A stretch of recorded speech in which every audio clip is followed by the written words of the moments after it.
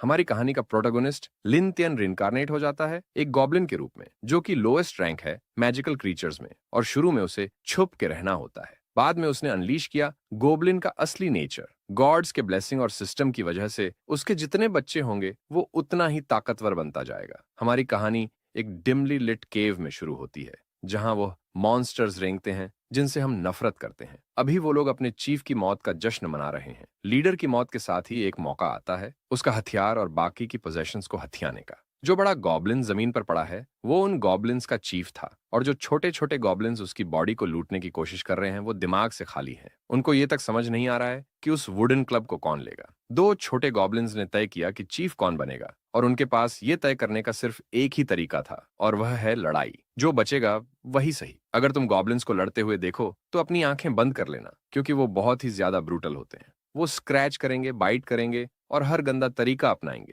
एक दूसरे को हराने के लिए। बाकी की गॉब्लिन लेयर की बात करें तो वो नेचुरली उस वायलेंस को सपोर्ट करते हैं। वो एक सर्कल बनाएंगे और लड़ने वालों को चीयर करेंगे कि वो एक दूसरे को खत्म कर दें। उस ऑडियंस में से एक गॉब्लिन को याद आया कि चीफ ने केव के अंदर कुछ अनटच्ड प्रे छोड़ी हुई है। अब जब कोई ऑफिशियली उस प्रे का मालिक नहीं है तो वो उसे खुद के लिए ले सकते हैं। मगर इस प्लान में एक दिक्कत है। एक बंदा वहां पर बहुत ही फियर्सली प्रे की गार्डिंग कर रहा है। वो जिस शख्स की बात कर रहे हैं वो अभी वापस जाने वाला है प्रे वाली जगह पर पहरा देने। ये बंदा भी गॉब्लिन ही है, लेकिन बाकी गॉब्लिन्स की तरह नहीं। जब वो प्रे की तरफ बढ़ता है तो बाकी गॉब्लिन लेयर उसे घृणा और नफरत से देखते हैं। सब उसे प्रे के गार्डियन के रूप में जानते हैं, जो कि एक डिस्गस्टिंग क्रीचर है जो खुद को इंसानों की तरह ढकता है। कुछ गॉब्लिन्स का मानना है कि वो सिर्फ खुद के लिए प्रे को संभाल कर रख रहा है, तो सबने वही सोचा, बस उस गार्ड को फॉलो करते रहो जब तक वो प्रे तक ना पहुंच जाए। लेकिन कुछ ज्यादा होशियार गॉब्लिन्स थोड़ा और इंतजार करना चाहते थे, क्योंकि कुछ गॉब्लिन्स पहले ही केव में अंदर चले गए थे प्रे को ढूंढने के लिए चीफ के मरने के बाद। वो लोग टफ गॉब्लिन्स थे। जब लड़ाई शुरू होगी तो ये होशियार और सावधान गॉब्लिन्स बीच में कूद पड़ेंगे। बेशक वो आउटकास्ट गॉब्लिन ने सब सुना जो ये बदमाश उसकी पीठ पीछे कह रहे थे। तभी उसने चीखें और एक औरत की मदद की डेस्परेट पुकार सुनी जो केव के अंदर से आ रही थी। इसने उस आउटकास्ट को जितनी तेजी से हो सके दौड़ने पर मजबूर कर दिया। जैसे ही उसने चीफ के कमरे के एंट्रेंस पर नजर डाली, वो मदद की पुकार और तेज हो गई। आउटकास्ट ने अपनी जिंदगी में सबसे तेज दौड़ लगाई और अंधेरे कमरे में घुस गया। प्रे अपनी जान बचाने की लड़ाई लड़ रही थी और गॉब्लिन्स ने उसे जमीन पर दबा रखा था। वो गॉब्लिन बच्चों को जन्म नहीं देना चाहती थी। वो बदमाश गॉब्लिन्स और प्रे ने एक साथ आउटकास्ट को आते हुए देखा। वो औरत रोने लगी और ज्यादा डेस्परेट होकर मदद की भीख मांगने लगी, जबकि गॉब्लिन्स की गर्म सांसें और गंदे हाथ उसके शरीर को छू रहे थे। आउटकास्ट ने उन गुंडे गॉब्लिन्स से उसे छोड़ देने की अपील की, मगर कोई फायदा नहीं हुआ। इस कमरे में हर तरह के क्रीचर्स की हड्डियां बिखरी हुई थीं। कमरे का सबसे बड़ा गॉब्लिन फ्रीक आउटकास्ट के सामने खड़ा हो गया, ये दावा करते हुए कि चीफ की मौत के बाद प्रे अब उसकी है। अगर ये फ्रीक इससे असहमत है और उसकी प्रे लेने की हिम्मत करता है तो वो इन गुंडे गॉब्लिन्स के हाथों मर सकता है। तीन गुंडे आगे से उस पर हमला करने के लिए दौड़े। वो अनाड़ी थे, मगर उनके पास नंबर्स का एडवांटेज था। डॉज करना ही एकमात्र विकल्प था। आउटकास्ट यकीन नहीं कर पा रहा था कि ये लो लेवल गॉब्लिन्स उसे इतनी मुश्किल दे रहे हैं। वो अनाड़ी उसकी स्किन को स्क्रैच कर रहे थे, उसके क्लोक को फाड़ रहे थे, मगर आउटकास्ट ने दांत भींचे और डट गया। वो यहाँ मर नहीं सकता। उसकी जर्नी तो बस शुरू हुई है, उसे जिंदा रहना है। उसकी डेस्परेशन ने गॉब्लिन्स का खून जमीन पर बिखेर दिया। जैसे ही पहला गॉब्लिन मारा गया, बाकी दो डर से सहम गए कि अगला उनका नंबर है। आउटकास्ट ने अपना खराब सा बना डैगर निकाला, एक को नीचे गिराया और दूसरे दो को डरा दिया। उसने जंग खाए हुए ब्लेड को उठाया और धमकी दी कि अगर वो तुरंत नहीं गए तो मारे जाएंगे। ये बदमाश सिर्फ तब टफ बनते हैं जब उन्हें लगता है कि वो दुश्मन पर भारी पड़ सकते हैं, मगर असली खतरे का सामना होते ही ये 100% घुटने टेक देते हैं। यही अब हो रहा है। वो लोग बड़े घमंड से कह रहे थे कि प्रे उनकी है, मगर पहले ही हथियार की झलक ने उन्हें अपनी पैथेटिक जान बचाने के लिए भागने पर मजबूर कर दिया। मिस्टर आउटकास्ट ने राहत की सांस ली। उसका एड्रेनलिन पूरे उफान पर था। लड़की उसके पास आई और पूछा कि क्या वो ठीक है और उसे फिर से बचाने के लिए शुक्रिया कहा। बाकी गॉब्लिन्स के अनलाइक मिस्टर आउटकास्ट ने कभी उस पर हाथ भी नहीं रखा था। वो अपनी जान भी दांव पर लगा देता उसे बार बार बचाने के लिए। लड़की नहीं चाहती थी कि उसे कुछ हो या उसे कोई नुकसान पहुंचे, क्योंकि वो बाकी गॉब्लिन्स जैसा नहीं है। लड़की ने यह बात कही और हमेशा से ऐसा ही रहा है। मिस्टर आउटकास्ट भी कभी इंसान हुआ करता था। उसने पहली बार उसी मिजरेबल रूम में अपनी आंखें खोली थी जहां प्रे को छिपाया गया था। उसे ये उम्मीद नहीं थी कि डंप ट्रक से टकराने के बाद उसे गॉड से मिलने के बजाय एक अलग दुनिया में एक सिस्टम के साथ रीइंकारनेट किया जाएगा। भले ही उसके पास एक ओपी सिस्टम है, मगर अभी तक वो पूरी तरह एक्टिवेट नहीं हुआ है। अपने कुछ स्टैट्स देखने के अलावा सिस्टम के पास कोई और यूजफुल फंक्शंस नहीं दिखते। हालांकि पिछले कुछ दिनों में वो खाली नहीं बैठा। वो इस महिला प्रे से काफी समय से बातें कर रहा था और उसके द्वारा बताई गई कहानियों और फैक्ट्स से मिस्टर आउटकास्ट को इस मिस्टिकल वर्ल्ड की कुछ समझ आई है। जिस दुनिया में वो पहले रहता था, उसके अनलाइक इस रेल्म में जो गॉड ने बनाया है, कई शक्तिशाली रेसेस, क्रीचर्स और मॉन्स्टर्स रहते हैं, जैसे कि मैजेस्टिक ड्रैगन्स और इंसीडियस डीमंस। इंसानों ने अपनी फियर्स स्ट्रेंथ से इस वॉरिंग कॉन्टिनेंट पर अपनी जगह बना ली है। जहां तक उस गॉब्लिन रेस का सवाल है जिसमें उसका रीइंकार्नेशन हुआ है, उन्हें रियल्म में सबसे कमजोर और गंदे मॉन्स्टर्स के रूप में देखा जाता है। इसका रिफ्लेक्शन उसकी लो स्टैट्स में भी दिखता है। यहाँ तक कि इस केव के गॉब्लिन्स में भी वो रॉ पावर में सबसे लोएस्ट परसेंटाइल में आता है। मिस्टर आउटकास्ट का नाम लिंथियन है और वो एक लेवल 5 गोब्लिन है जिसके पास गॉड्स ब्लेसिंग है। उसकी कोई क्लास नहीं है और उसकी स्टैट्स भी बहुत खराब है। उसके पास एक रेशियल स्किल है, जीन डिवावर, और एक रफ स्टोन नाइफ। उसकी कुल कॉम्बैट पावर सिर्फ 30 पॉइंट्स है। पिछले कुछ दिनों में उसने सीखा कि गॉब्लिन के रूप में स्ट्रॉन्गर होने का एक पक्का तरीका है और वो है लड़कियों के साथ मेट करना। गॉब्लिन्स के पास कांस्टेंट मेटिंग और रिप्रोडक्शन के थ्रू मजबूत बनने की क्षमता होती है, लेकिन उनकी रेस फीमेल ऑफस्प्रिंग पैदा करने में सक्षम नहीं है। इसीलिए रिप्रोड्यूस करने के लिए उन्हें सिर्फ दूसरी फीमेल क्रीचर्स के साथ मेट करना पड़ता है, जिसकी वजह से उनकी जिंदगी लूटपाट और छीना झपटी में गुजरती है। लेकिन लिन एक मॉडर्न वर्ल्ड का ह्यूमन हुआ करता था और ऐसी घिनौनी चीजें करना उसे बिल्कुल भी मंजूर नहीं। लड़की ने उसे कोने में डिप्रेस्ड बैठे देखा और कहा कि चिंता मत करो। इतने दिनों साथ रहने के बाद वो उसकी फीलिंग्स समझने लगी थी। अब लिन तियन अलग है और वो इन घटिया गॉब्लिन्स के बीच नहीं रहना चाहता। उसकी मिजरेबल आंखों में एक नजर डालते ही ये साफ हो गया कि लड़की का अनुमान एकदम सही था। उसने उसे यकीन दिलाया कि जब नाइट ऑर्डर उसे बचाने आएंगे तो वो ट्रूप्स को बताएगी कि लिन तियन ने उसकी जान बचाई। नाइट ऑर्डर हमेशा फेयर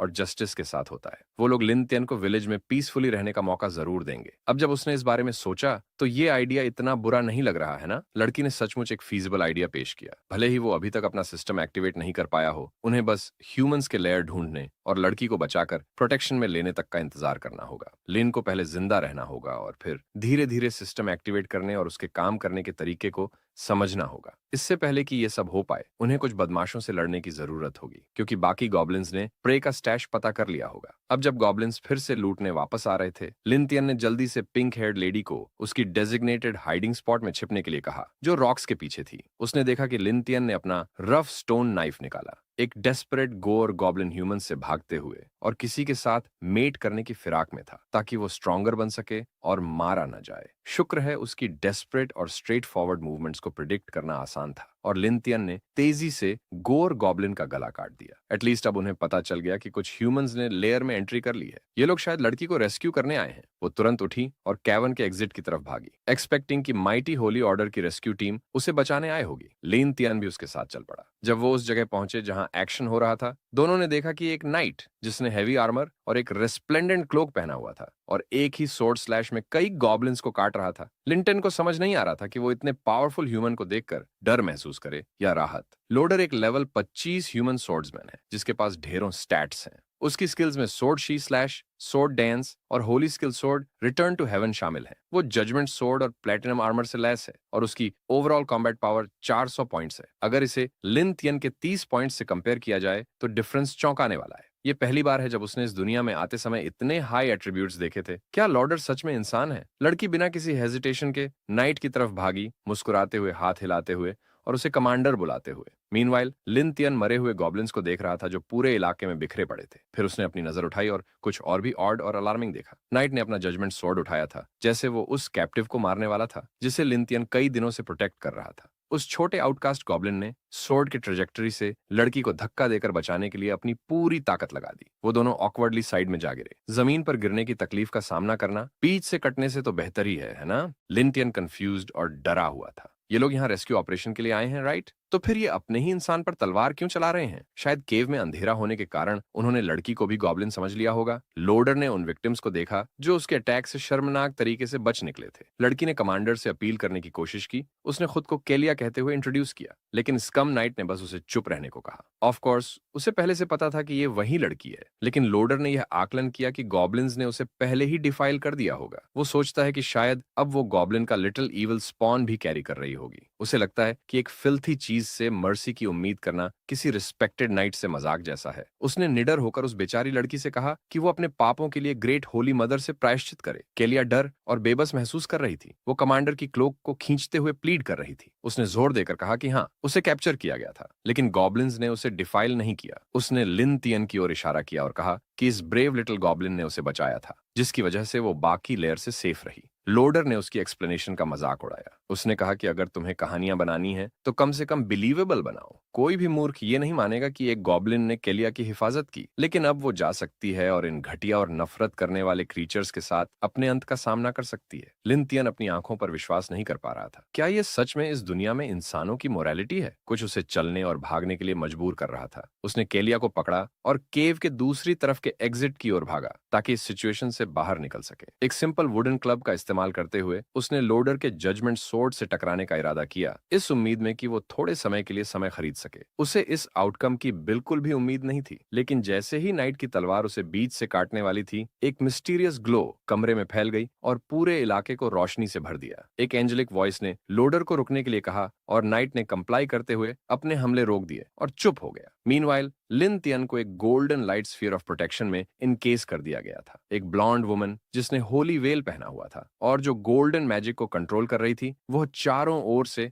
हेविली आर्मर्ड सोल्जर से घिरी हुई थी। उसे लिन तियन में कुछ अजीब लगा। केलिया ने उस एंजेलिक वुमन को होली मेडन बुलाया। वो होली मेडन की ओर उम्मीद भरी निगाहों से रेंगते हुए पहुंची। होली मेडन ने उसे खुले दिल से एक्सेप्ट किया और उसे उठाकर कमांडर लोडर को सौंप दिया। फिर अपनी अटेंशन उस गॉब्लिन की ओर मोड़ी जो उसके गोल्डन मैजिक में एनकेज्ड था। उसने पूछा कि क्या वो उसकी बातें समझ सकता है। लिन तियन को जितना पता है, इस महिला का नाम होली मेडन अफ्रा है, जो उस टेंपल की स्पोक्स पर्सन है जिसके बारे में केलिया ने उसे बताया था। अगर उसे इस जगह से निकलना है तो यही उसकी एकमात्र उम्मीद हो सकती है। लिन तियन खड़ा हुआ और होली मेडन की पहचान कंफर्म की। उसने असर्ट किया कि वो इस दुनिया का कोई मॉन्स्टर नहीं है और वो पहले इंसान हुआ करता था। वो बस एक अजीब एक्सीडेंट की वजह से गॉब्लिन बन गया है। उसने कहा कि अगर होली ऑर्डर उसे अपने साथ ले चले तो वो सब कुछ डिटेल में एक्सप्लेन कर सकता है। लोडर को मानना पड़ा कि ये छोटा गॉब्लिन बाकी गॉब्लिन से काफी ज्यादा स्मार्ट लग रहा था जिन्हें उसने मारा था। इंटेलिजेंट गॉब्लिन्स काफी रेयर होते हैं। एफ्रा ने भी कहा कि गॉब्लिन्स यूजुअली बेवकूफ और नीच क्रीचर्स होते हैं जो इतनी फ्लुएंटली नहीं बोल पाते हैं और ना सोच पाते हैं। इस बात को ध्यान में रखते हुए ये छोटा गॉब्लिन शायद होली मदर का कोई गिफ्ट हो सकता है। होली मेडन ने जेंटली केलिया की तरफ देखा और कंफर्म किया कि क्या ये गॉब्लिन सच में हार्मलेस है। लड़की ने पूरी ताकत से लिन तियन के लिए कैंपेन की, बताते हुए कि न सिर्फ उसने उसे नुकसान नहीं पहुंचाया बल्कि बाकी गॉब्लिन से उसे बचाया भी और उसके लिए खाना भी अरेंज किया। अफ्राय मुस्कुराई और डिसाइड किया कि क्योंकि ये छोटा गॉब्लिन इतना स्पेशल है, वो इसे टाउन ले जा सकते हैं, लेकिन फाइनल डिसीजन लेने से पहले थरो स्टडीज की जाएंगी। उसने लिन तियन की तरफ देखा और पूछा कि क्या वो इस अरेंजमेंट से ठीक है। लिन तियन के पास और कोई चॉइस नहीं थी। उसने होली मेडन पर भरोसा किया, जो कि एक काइंड और एम्पैथेटिक फिगर के रूप में जानी जाती थी। उसने होली ऑर्डर के साथ चलने के लिए अग्री कर लिया। उसे बस इतना रिलीफ था कि फाइनली उसे कोई मिला जो कि उसकी बात सुनने को तैयार था। इस लेयर में रुकने का मतलब था सिर्फ मौत। एटलीस्ट वो एक ह्यूमन टाउन जाकर अपनी इनोसेंस प्रूव कर सकता था। अफरा ने अपना हाथ उठाया और एक अजीब इशारा किया। उस हल्की मूवमेंट से लिन तियन को पकड़ने वाली गोल्डन डिफेंसिव स्फीयर घुल गई। उसने पलटकर सबको केव से बाहर निकलने का ऑर्डर दिया। लिन तियन अफरा के पास आकर उसके काइंडनेस के लिए थैंक करता है और वादा करता है कि जल्द ही वो उसका सटीक तरीके से रण चुकाएगा। लेकिन तभी होली मेडन के चेहरे पर एक ट्विस्टेड स्मग स्माइल उभर आई। लिन तियन ने स्किन और फ्लैश में ब्लेड घुसने की आवाज सुनी। उसने देखा कि इंसानी खून अचानक से फर्श पर फैल गया है। लोडर ने केलिया के पेट में छुरा घोंपा था। जैसे ही लिन तियन ने मुड़कर देखा, उसे वो नजारा मिला जिसमें वो लड़की जिसने रेस्क्यू की उम्मीद में इतने दिन काटे थे, अपने फेलो ह्यूमंस के हाथों गिर रही थी। लोडर ने फिर से उसे पेट में छुरा घोंपा। शायद उसे लगता था कि केलिया गॉब्लिन का बच्चा अपने पेट में लिए हुए थी। लिन तियन इस घिनौने मंजर को देखकर एकदम से स्पीचलेस और स्तब्ध हो गया था। फिर उसने ईफ्रा की एंजेलिक वॉइस सुनी जो डिमांड कर रही थी कि लिन तियन टाउन पहुंचने पर उसे अच्छे से रीपे करे। उसने अपनी जिंदगी में इससे ज्यादा डिमोनिक बात कभी नहीं सुनी थी। एक हफ्ते बाद एक पीसफुल टाउन के क्लियर ब्लू स्काई के नीचे प्लाजा बेल बज रही थी, जो टाउन्सफोक का ध्यान अपनी तरफ खींच रही थी। टाउन स्क्वायर में एक स्टेज सेटअप किया गया था जहां होली ऑर्डर का कमांडर लोडर विलेजर्स को एक जोशीला भाषण दे रहा था। उसने गॉड के बच्चों को संबोधित करते हुए कहा कि पिछले गॉब्लिन रेड ने ब्राइट टाउन को कितनी बड़ी हानि पहुंचाई थी। गॉब्लिन्स ने स्नीकी अटैक से ब्राइट टाउन के 30 रेजिडेंट्स का कत्ल किया था, जो कि होली ऑर्डर की अथॉरिटी को चुनौती देने वाली एक अनफॉरगिवेबल घटना थी। ये सुनकर टाउन्सफोक ने उन गॉब्लिन्स के खिलाफ फिर से अपनी हेल्पलेसनेस और एंगर को महसूस किया। वो डिमांड करने लगे कि खून के बदले खून और आंख के बदले आंख। इंसान और गॉब्लिन्स हमेशा से दुश्मन रहे हैं। लोडर ने आगे कहा कि होली ऑर्डर ने टेम्पल की तरफ से इन हेटफुल गॉब्लिन्स को खत्म कर दिया है और सक्सेसफुली उन मासूम विलेजर्स का बदला ले लिया है। होली मेडन ने आगे आकर लोगों से टेम्पल के लिए प्रार्थना जारी रखने और खुद को पूरी तरह से टेम्पल को समर्पित करने की अपील की। उसकी एंजेलिक प्रेजेंस ने टाउन्सफोक को एक सिंबल ऑफ होप और प्यूरिटी से नवाजा, जैसा कि उसने वादा किया कि टेम्पल हमेशा अपने डिवाउट फॉलोअर्स की रक्षा करेगा। टाउन्सफोक ने इस एक्ट को खुशी से अपनाया और नाइट्स और टेम्पल की जयकारे लगाने लगे। इस बीच होली मेडन के क्वार्टर्स में माहौल काफी डार्क था, जो उसकी स्टेटस और उसके रिप्रेजेंटेशन से बिल्कुल मेल नहीं खा रहा था। एक एसोटेरिक टेक्स्ट देखते हुए जिसमें कुछ अजीब डायग्राम्स और मैजिकल स्क्रिप्ट्स थे, उसने आज के सरमन की सफलता पर राहत की सांस ली। हमेशा की तरह लोग आज भी उतने ही फूलिश थे। एक रेड वायल ऑफ लिक्विड पकड़े हुए अफरा अपनी कैजुअल वेयर में खुश थी कि टाउन्सफोक अब टेम्पल के लिए और भी ज्यादा डिवाउटली प्रे करेंगे और उसके कॉज के लिए और भी ट्रिब्यूट्स चढ़ाएंगे। वो खुद से बात नहीं कर रही थी क्योंकि एक हफ्ते से कोई उसके क्वार्टर्स में कैद था। उसके कैप्टिव की आवाज सुनते ही उसकी अदरवाइज सक्सेसफुल प्रोपेगेंडिस्टिक वेंचर का सारा मजा किरकिरा हो गया। अर्लियर लिन तियन को बांधा गया था। उसके मुंह पर मेटल मास्क डालकर उसे साइलेंस किया गया, हर तरह से टॉर्चर किया गया। उसकी बाईं आंख निकाल दी गई और उसे इंसानियत के नाम पर सबसे ज्यादा अमानवीय ट्रीटमेंट दिया गया। दीवार पर लटके हुए उसने अपनी ब्लड शॉट आई से विच को गुस्से से देखा, जिसने उसे इस हेल से गुजारा था। फ्रेया उसे पूरी बेरुखी से देख रही थी। गॉब्लिन का अभी भी जिंदा रहना उसकी स्ट्रॉन्ग वाइटैलिटी का सबूत था। कोई ताज्जुब नहीं कि टेम्पल इन पेस्की गॉब्लिन्स को कॉन्टिनेंट से इरेडिकेट नहीं कर पा रहा था। अब क्योंकि उसके के पास थोड़ा टाइम था, उसने सोचा कि क्यों ना गॉब्लिन्स पर पॉइजन का असर देखा जाए। उसकी एंजेलिक वॉइस में इतनी गंदी बातें सुनकर लिन तियन को अंदर से घिन महसूस हुई। उसने गुस्से में चिल्लाकर अफरा पर उसे धोखा देने का इल्जाम लगाया, जैसे उसने ब्राइट टाउन के सभी लोगों को दुखे में रखा था। उसने तो केलिया जैसी इनोसेंट सर्वाइवर को भी मार डाला। यही है उनका सो कॉल्ड होली ऑर्डर, यही है उनका so called human justice. Holy maiden के खिलाफ बोलने का कॉन्सिक्वेंस ये हुआ कि लिन तियन के मुंह में एक लकड़ी की छड़ी डाल दी गई, जिससे लिन तियन खून उगलने लगा। अफरा को बड़ा अजीब लगा कि एक वीक बेकार प्राणी जैसे लिन तियन, एक लस्टफुल गॉब्लिन ने उसकी ह्यूमन जस्टिस पर सवाल उठाने की हिम्मत की। उसकी नजर में इस छोटे गॉब्लिन ने केलिया को बिविच्ड कर लिया था। एक लड़की का एक मामूली गॉब्लिन के लिए बोलना इंसानियत और होली ऑर्डर के साथ बिट्रेयल था। उसकी मौत उसकी आखिरी लॉयल्टी थी। होली मेडन पहले से कन्विंस थी कि गॉब्लिन्स इस कॉन्टिनेंट पर सिर्फ पेस्ट्स थे। वह एक ऐसी नस्ल थी जो किसी काम की नहीं थी और सिर्फ ग्रीफ लाती थी। एक होली मेडन का एक गॉब्लिन से बात करना अपने आप में एक बहुत बड़ा फेवर था। उसने सोचा कि लिन तियन को नफरत से भरने की बजाय ज्यादा अप्रिशिएटिव होना चाहिए। उसे अपने छोटे और डिस्गस्टिंग शरीर का इस्तेमाल इंसानों और होली ऑर्डर के एक्सपेरिमेंट्स में योगदान देने के लिए करना चाहिए था। अफरा का हाथ गोल्डन ग्लीम से चमका और लिन तियन के पीछे एक मैजिकल सर्कल उभर आया। उस स्पेल की आग की वजह से उसे एक अनबेरेबल पेन हुआ। उस मैजिकल फायर ने उसकी नफरत को जला दिया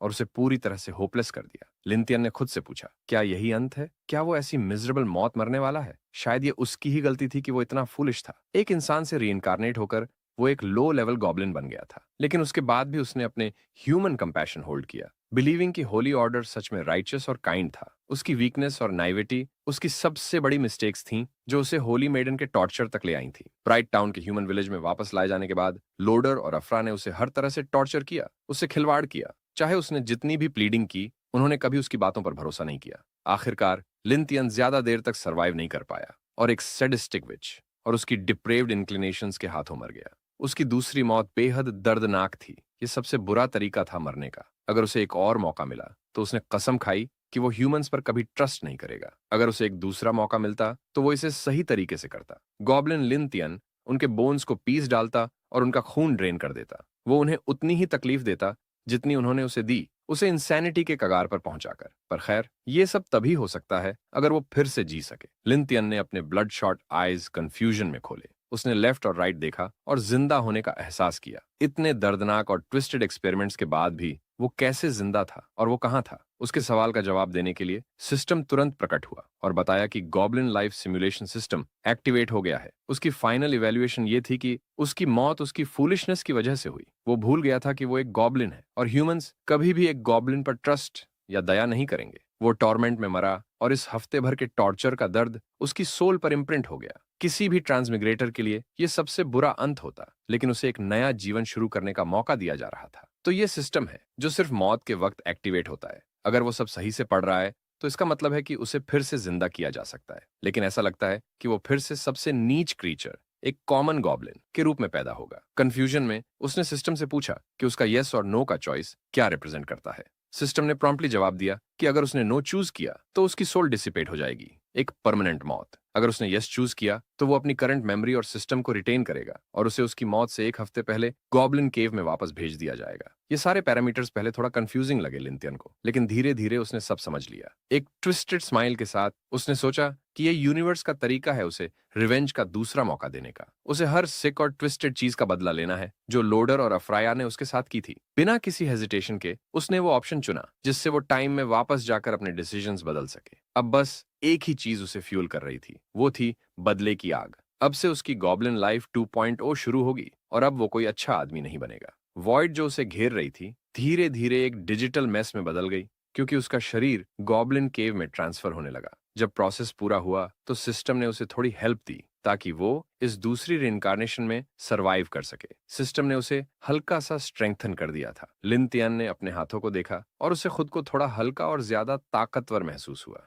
एनहांसमेंट थोड़ा ही था जैसा कि सिस्टम ने कहा था, लेकिन कुछ न होने से तो ये बहुत बेहतर था। सिस्टम ने उसे वार्न किया कि भले ही वो फिर से पैदा हुआ है, खतरा अभी टला नहीं है। इस समय होली ऑर्डर लगभग उसकी लोकेशन पर पहुंचने वाली है। अगर वो फिर से मर गया तो सिस्टम उसे वापस रिवाइव नहीं कर पाएगा। ये तो लिंथियन को पहले से ही पता था। अभी उसे सोचना पड़ेगा कि होली ऑर्डर के आने पर कैसे डील किया जाए। अब उसे अपना गार्ड बिल्कुल भी नीचे नहीं करना है। सबसे पहले उसने सिस्टम से पूछा कि वो क्या क्या कर सकता है। सिस्टम का नाम था गॉब्लिन लाइफ सिमुलेशन सिस्टम। ये उसे अपनी लाइफ को सिमुलेट करने की एबिलिटी देता है ताकि वो फ्यूचर इवेंट्स का अंदाजा लगा सके। हर डिसीजन जो वो लेगा उसके अलग अलग आउटकम्स होंगे। हर सिमुलेशन 24 घंटे तक चलेगा। उसके बाद उसे पॉइंट्स मिलेंगे जिन्हें वो आइटम्स के लिए एक्सचेंज कर सकता है। फ्यूचर को सिमुलेशंस के जरिए देखना कोई छोटी बात नहीं थी। लिंथन ने सोचा कि ये फीचर उसके काम आ सकता है। उसने प्रॉम्प्ट खोला और जल्दी से अपना पहला लाइफ सिमुलेशन शुरू किया। करंट सिनेरियो में उसका मिशन था गॉब्लिन केव से एस्केप करना, क्योंकि होली नाइट लोडर को गॉब्लिन लेयर का पता चल गया है। अब लिन तियन को ये चॉइसेस लेनी थी। पहला ऑप्शन था कि वो अपने फेलो गॉब्लिन्स को वार्न करे और मिलकर लोडर, अफ्रा और उनके आदमियों का सामना करे। इससे उसे 10 पॉइंट्स मिलेंगे। दूसरा ऑप्शन था कि वो बाकी गॉब्लिन्स को छोड़कर पहले ही भाग जाए, इससे पहले कि सभी मारे जाएं। इससे उसे 5 पॉइंट्स मिलेंगे। तीसरा और आखिरी ऑप्शन था कि वो केव में छिप जाए और बस दुआ करे कि लोडर और होली ऑर्डर उसे ना ढूंढ पाए। इस ऑप्शन से उसे 0 पॉइंट्स मिलेंगे। लाइन तेन ने थोड़ा टाइम लिया और सारे ऑप्शंस को केयरफुली कंसिडर किया। भले ही उसे 3 ऑप्शंस दिए गए थे, कुछ ऑप्शंस वैसे ही होपलेस थे। उसे पता था कि चाहे जितने भी गॉब्लिन्स मिलकर लड़ लें, वो लोडर की मॉन्स्ट्रस पावर का मुकाबला नहीं कर सकते। भागना ही एकमात्र रास्ता था जिससे वो बच सकता था। लेकिन सिस्टम की मदद से वो पहले ऑप्शन को सिमुलेट कर सकता था जिससे सबसे ज्यादा स्कोर मिल सकता था। अगर वो उन पॉइंट्स को किसी वेपन के लिए एक्सचेंज कर पाता तो शायद वो एक स्नीक अटैक से उन्हें हरा सकता था। जैसा उसने सोचा था, सिमुलेशन उसके मौत के साथ खत्म हुआ। वो गॉब्लिन्स को सक्सेसफुली लीड कर पाता एक डेस्परेट बैटल में होली नाइट लोडर के खिलाफ, लेकिन स्ट्रेंथ का बड़ा फर्क सभी गॉब्लिन्स को वाइप आउट कर देता। सिस्टम ने उसे सलाह दी कि वो अपनी स्ट्रेंथ्स के हिसाब सी क्रूशियल डिसीजंस ले। तो ये कंफर्म हो गया कि गॉब्लिन्स पर भरोसा करना सर्वाइवल के लिए फीजिबल तरीका नहीं था, लेकिन फिर भी उसे सिमुलेशन से 10 पॉइंट्स मिल गए। एक्साइटेड होकर उसने तुरंत पॉइंट्स एक्सचेंज शॉप खोली। उसे मल्टीपल वेपन्स की प्रोजेक्शन दिखी जिन्हें वो खरीद सकता था। दुर्भाग्य से ज्यादातर वेपन्स की कीमत सैकड़ों या हजारों पॉइंट्स में थी, लेकिन लिन तियन के पास तो सिर्फ 10 पॉइंट्स थे, जो बिल्कुल भी काफी नहीं थे। कम से कम उसे एक डैगर मिला जो एग्जैक्टली 10 पॉइंट्स का था। वो था एक एल्वन लाइटवेट स्विफ्ट ब्लेड, एक डैगर जिसे एल्व्स ने क्राफ्ट किया था। फ्रेजाइल लेकिन इनक्रेडिबली शार्प। उसने तुरंत उसे खरीदा और ब्लेड को इक्विप कर लिया। इससे उसकी स्ट्रेंथ में 15 पॉइंट्स की बढ़ोतरी हुई और उसकी स्पीड 10% तक बढ़ गई। ये सच में एक्सेप्शनली शार्प था, रफ गॉब्लिन वेपन से बिल्कुल अलग। अगर वो सही स्पॉट पर हमला करे तो एक 1 हिट किल भी पॉसिबल था। ये सब कुछ शॉर्ट आउट होने के बाद लिन तियन के पास सिस्टम से एक और सवाल था। उसे हफ्ते भर पीछे भेजा गया था, लेकिन वो केव में कहीं भी केलिया का ट्रेस नहीं देख पा रहा था। वो कहाँ गई? सिस्टम ने समझाया कि लिन तियन के रीबर्थ की वजह से कुछ टाइमलाइन डिटेल्स बदल गई हैं। इस टाइमलाइन में केलिया को गॉब्लिन रेड में कैप्चर नहीं किया गया था और वो अब भी ब्राइट टाउन में खुशहाल जिंदगी बिता रही है। ये सुनकर लिन तियन थोड़ा सरप्राइज्ड हुआ। अब उसे ये जानकर तसल्ली मिली कि वो लड़की सेफ एंड साउंड है। उसे गॉब्लिन्स के हाथों कैप्टिव होने और अपने रेस्क्यूअर्स के हाथों मरने का कोई भी ट्रॉमा नहीं झेलना पड़ेगा। लिन तियन के चेहरे पर एक हल्की मुस्कान आई। किसी ट्विस्टेड तरीके से उसे ऐसा लगा जैसे उसने अपना वादा पूरा कर दिया था। अब उसे और कोई चिंता नहीं थी। अब होली ऑर्डर के खिलाफ पीछे हटने की कोई जरूरत नहीं थी, लेकिन सबसे पहले उसे एस्केप करके सरवाइव करना होगा। उसने केव से बाहर जाने वाला सबसे सकारा रास्ता ढूंढ निकाला। उस रास्ते की एंट्रेंस छोटी थी, इसलिए वहां पर गार्ड भी रिलेटिवली कमजोर होने चाहिए। लिन तियन कैवर्न के ओपनिंग के पास छिपा रहा और उसने 2 गार्ड्स को देखा। वो आपस में बात कर रहे थे कि गॉब्लिन्स कितने डिस्गस्टिंग होते हैं और ये काम कितना आसान होगा। उसने छिपकर थोड़ा वक्त लिया, सोचने के लिए कि इस प्रॉब्लम को कैसे टैकल किया जाए। गार्ड्स खुश थे कि उन्हें छोटे एंट्रेंस पर ड्यूटी मिली है। जो भी गॉब्लिन्स भागने की कोशिश करेंगे वो सिर्फ एक हैमर स्विंग में ही कुचल दिए जाएंगे। लेकिन उन्हें ये नहीं भूलना चाहिए था कि लॉर्ड लोडर ने उन्हें ऑर्डर दिया था कि किसी भी लड़की को केओस में भागने की कोशिश करने पर मार दिया जाए। उन्हें विलेज तक कोई भी सर्वाइवर नहीं पहुंचने देना था। यह सुनकर लिन तियन को गुस्सा आ गया। गॉब्लिन्स को तो छोड़ो, ये होली ऑर्डर और उनका होली रूल बेवजह अपने ही लोगों को मार डालेंगे। अब उसके पास कोई ऑप्शन नहीं था, उसे इन गार्ड्स को हराकर ही बाहर निकलना था। उसने एक प्लान बनाया और अपनी नाक को दबाकर अपनी आवाज को थोड़ा ऊंचा किया। फिर उसने ऐसा एक्ट किया जैसे वो ब्राइट टाउन की कोई लड़की हो जो गॉब्लिन्स के चंगुल से बचने के लिए बेतहाशा मदद की गुहार लगा रही हो। गार्ड्स खुश हो गए कि आखिरकार उन्हें कुछ एक्शन मिला। उन्हें बस इस स्ट्रैगलियर को मारना था और लॉर्ड लोडर उन्हें रिवॉर्ड देंगे। वो धीरे धीरे कैवर्न की ओपनिंग की ओर बढ़े, एक हिडन ब्लेड और एक फेक ब्राइट स्माइल के साथ। गार्ड ने फेक सर्वाइवर को बाहर आने के लिए कहा और डरने की जरूरत नहीं थी क्योंकि अब नाइट्स आ चुके थे। लेकिन उसने अपना ये डिसीटफुल स्पीच पूरा भी नहीं किया था कि उसकी खून की बौछार केव की दीवारों पर फैल चुकी थी। लिन तियन बाहर आया एक कोल्ड ब्लडेड किलर की आंखों के साथ। उसकी नई ब्लेड को उसके पहले किल का खून मिल चुका था। अब ह्यूमन स्लॉटर शुरू होगा। दूसरा गार्ड अपने मरे हुए साथी को बेविल्डरमेंट से देख रहा था। वो गार्ड कांपने लगा। वो कंफ्यूजन में था कि इतने कमजोर गॉब्लिन को मारने में उसे इतना टाइम क्यों लग रहा था। वो उसकी ओर बढ़ा। उसे ये भी नहीं समझ आ रहा था कि वहां कुछ गड़बड़ थी। उसके हिसाब से वो लोग हंटर थे और गॉब्लिन उनका शिकार। लेकिन लिन तियन ऐसा नहीं सोचता था। जिस पल ह्यूमंस ने उसका भरोसा तोड़ा, रोल्स बदल गए थे। अब उसका सिर्फ एक ही मकसद था, मजबूत बनना और बदला लेना। उसने उस गार्ड पर हमला किया जो ये समझ ही नहीं पाया कि आखिर ये हो क्या रहा है, और उसे हवा में उड़ा दिया। और क्योंकि ये सब कुछ एकदम अचानक से हुआ, गार्ड समय पर रिएक्ट नहीं कर पाया और उसका बैलेंस बिगड़ गया। अब वो सिर्फ एक आसान टारगेट बन चुका था हमारे हीरो के लिए। अगले ही पल लिन तियान की तलवार दुश्मन तक पहुंच गई और वॉरियर के शरीर पर एक बड़ा घाव छोड़ गई। गार्ड को यकीन नहीं हो रहा था कि कोई गॉब्लिन उसे इतनी आसानी से हरा सकता है, लेकिन उसके थॉट्स एक तेज दर्द से इंटरप्टेड हो गए जिसने उसे साफ सोचने से रोक दिया। वो अपने पैरों पर खड़ा नहीं रह पाया और एक दर्द भरी चीख के साथ जमीन पर गिर पड़ा। अपने डर से भरी आंखों को उठाते हुए उसने उस गॉब्लिन को देखा जिसे कुछ मिनट पहले वो और उसका दोस्त मारने वाले थे। लेकिन अब सिचुएशन पूरी तरह से बदल चुकी थी। उसे लगने लगा कि उसके सामने जो गॉब्लिन है वो एक डीमन है और वो आंशिक रूप से सही था। ये सोचते हुए कि शायद गॉब्लिन किसी चमत्कार से उसे समझ जाएगा, आदमी ने उससे प्रार्थना करनी शुरू कर दी कि उसे ना मारे। फिलहाल यही एक चीज थी जो वो कर सकता था। उसने लिन तियन को एक मेडालियन दिखाया जिसमें एक औरत और बच्चा बने हुए था और कहा कि उसकी एक वाइफ और बेटी है जो उसके वापस लौटने का इंतजार कर रही हैं। ये बात काफी आयरॉनिक थी हमारे हीरो के लिए, ये देखते हुए कि यही आदमी कुछ मिनट पहले उसे मारने में जरा भी नहीं हिचकिचा रहा था और अब उसी से मर्सी की उम्मीद कर रहा था। नाइट जस्टिफाई करता रहा, ये कहते हुए कि उसने सिर्फ होली ऑर्डर के ऑर्डर्स को फॉलो किया था। उसने वादा किया कि अगर हमारा हीरो उसे छोड़ देगा तो वो उसे सोने के सिक्कों की एक बैग और एक ह्यूमन लड़की लाकर देगा। गार्ड ने अपनी पूरी कोशिश की लिन तियन को कन्विंस करने की। उसे ये तक रियलाइज नहीं हुआ कि लिन तियन को उसकी किसी बात से कोई फर्क नहीं पड़ता था। इस कर्स्ड दुनिया में, अपनी छोटी सी जिंदगी में, हमारा हीरो इंसानों से पूरी तरह डिसइल्यूजन्ड हो चुका था। ऑर्डर का गार्ड सोचता था कि वो अपनी प्रॉमिसेस और फेक स्माइल से उसे बेवकूफ बना सकता है, लेकिन लिन तियन को उसके हाथ में छिपा नाइफ साफ दिख रहा था। दुर्भाग्य से गार्ड ने इसे कभी रियलाइज नहीं किया क्योंकि वो लिन तियन को सिर्फ एक माइंडलेस गॉब्लिन समझ रहा था। गार्ड ने नाइफ निकाला और एक अजीब हंसी के साथ लिन तियन पर झपटा, लेकिन अगले ही पल खून का छींटा पड़ा। लेकिन वो खून लिन तियन का नहीं था। उन दोनों में से सिर्फ एक ही ब्रेनलेस था और अब वो सिरहीन भी था। गार्ड, टूटे हुए मेडेलियन और वो डैगर जिसे उसने इस्तेमाल करने का वक्त ही नहीं मिला, वहीं जमीन पर पड़े रह गए। फाइनली सब खत्म हो गया था। इस लड़ाई के बाद लिन तियन को और भी पक्का हो गया कि उसे किसी पर ट्रस्ट नहीं करना चाहिए, खासकर इंसानों पर। अचानक जंगल की गहराई से कुछ शोर और तेज रोशनी आई जो इस बात का संकेत था कि सेंट मेडन और लोडर पास ही थे। अभी लिन तियन ऐसी हालत में नहीं था कि वो उनका सामना कर सके। उसे और मजबूत होने के लिए कुछ समय चाहिए था। गार्ड्स में से एक की शर्ट उठाकर लिन तियन वहां से निकल पड़ा। उसने खुद से वादा किया कि वो लोडर और अफरा से फिर मिलेगा और तब उन्हें उसके साथ किए गए सारे दर्द का हिसाब चुकाना पड़ेगा। अफरा और लोडर उसी जगह पर पहुंचे जहां दोनों गार्ड्स की लाशें पड़ी थीं। डेड बॉडीज देखकर लोडर को समझ नहीं आ रहा था कि यहां पर हुआ क्या था। आमतौर पर 2 गार्ड्स आराम से 2 दर्जन गॉब्लिन्स को रोक सकते थे, लेकिन ये मामला कुछ अलग था। अगर कोई क्रीचर इन 2 आर्म्ड वॉरियर्स को हरा सकता था तो वो मोस्ट लाइकली कोई म्यूटेंट गॉब्लिन था। यही वो क्रीचर्स होते थे जो होली ऑर्डर के लिए सबसे ज्यादा प्रॉब्लम क्रिएट करते थे। ऐसे क्रीचर को भागने देना फ्यूचर में और भी ट्रबल खड़ा कर सकता था। लोडर और अफरा ये बात जानते थे। लोडर ने गार्ड की लाश पर लात मारी क्योंकि उसने उसे एक यूजलेस पीस ऑफ ट्रैश समझा जो एक म्यूटेटेड गॉब्लिन को भी संभाल नहीं पाया।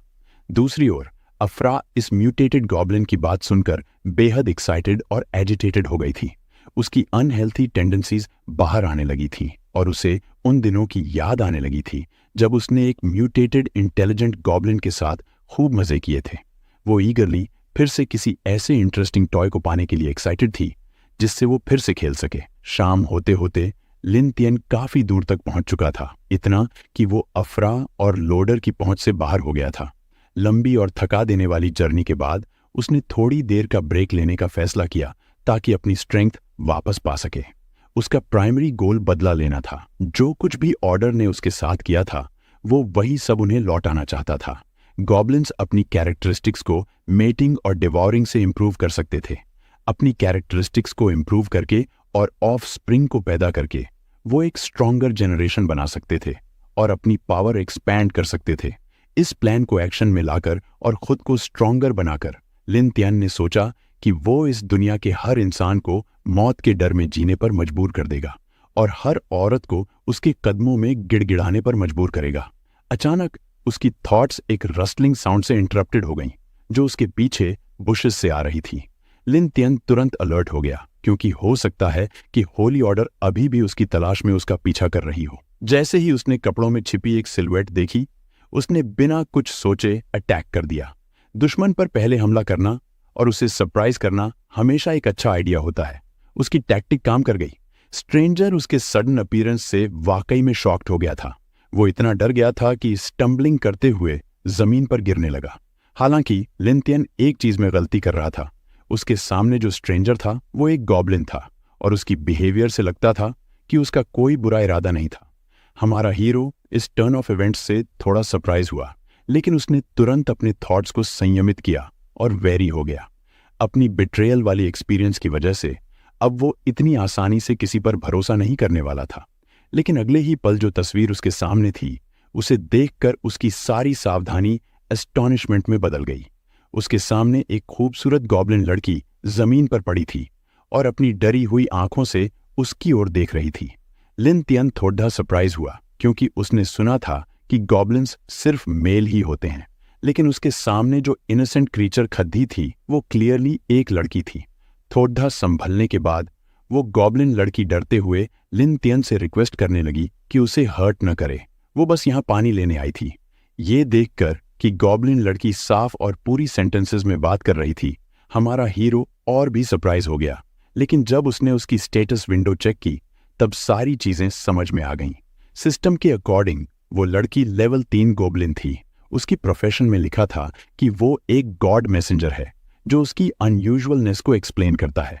उसकी स्किल्स में डिवाउरिंग और एक्सूबरेंट ग्रोथ थी, लेकिन जिस चीज ने लिन तियन का ध्यान सबसे ज्यादा खींचा वो ये था कि अगर एक मेल गॉब्लिन एक फीमेल गॉब्लिन के साथ टीम अप करता है तो वो मेल गॉब्लिन एक लेजेंडरी गॉब्लिन गॉड बन सकता है।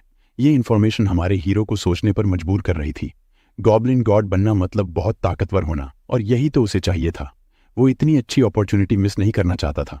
लिन तियन की नजरों को देखकर डरी हुई गॉब्लिन लड़की ने इसे खतरे के रूप में देखा और फिर से उसे छोड़ देने की मिन्नतें करने लगी। उसने कहा कि अगर वो विलेज में पानी लेकर नहीं पहुंची तो ट्राइब लीडर उसे मार डालेगा। अपनी गलती रियलाइज करते हुए लिन तियन ने माफी मांगी और उसे शांत करने की कोशिश की। उसने धीरे से उसके कंधे को सहलाया और कहा कि वो उसे हर्ट नहीं करेगा। वह उसे रोने नहीं दे सकता था क्योंकि इससे अननेसेसरी अटेंशन अट्रैक्ट हो सकती थी। खुशकिस्मती से लड़की सचमुच शांत हो गई और अब पहले जितनी डरी हुई नहीं दिख रही थी।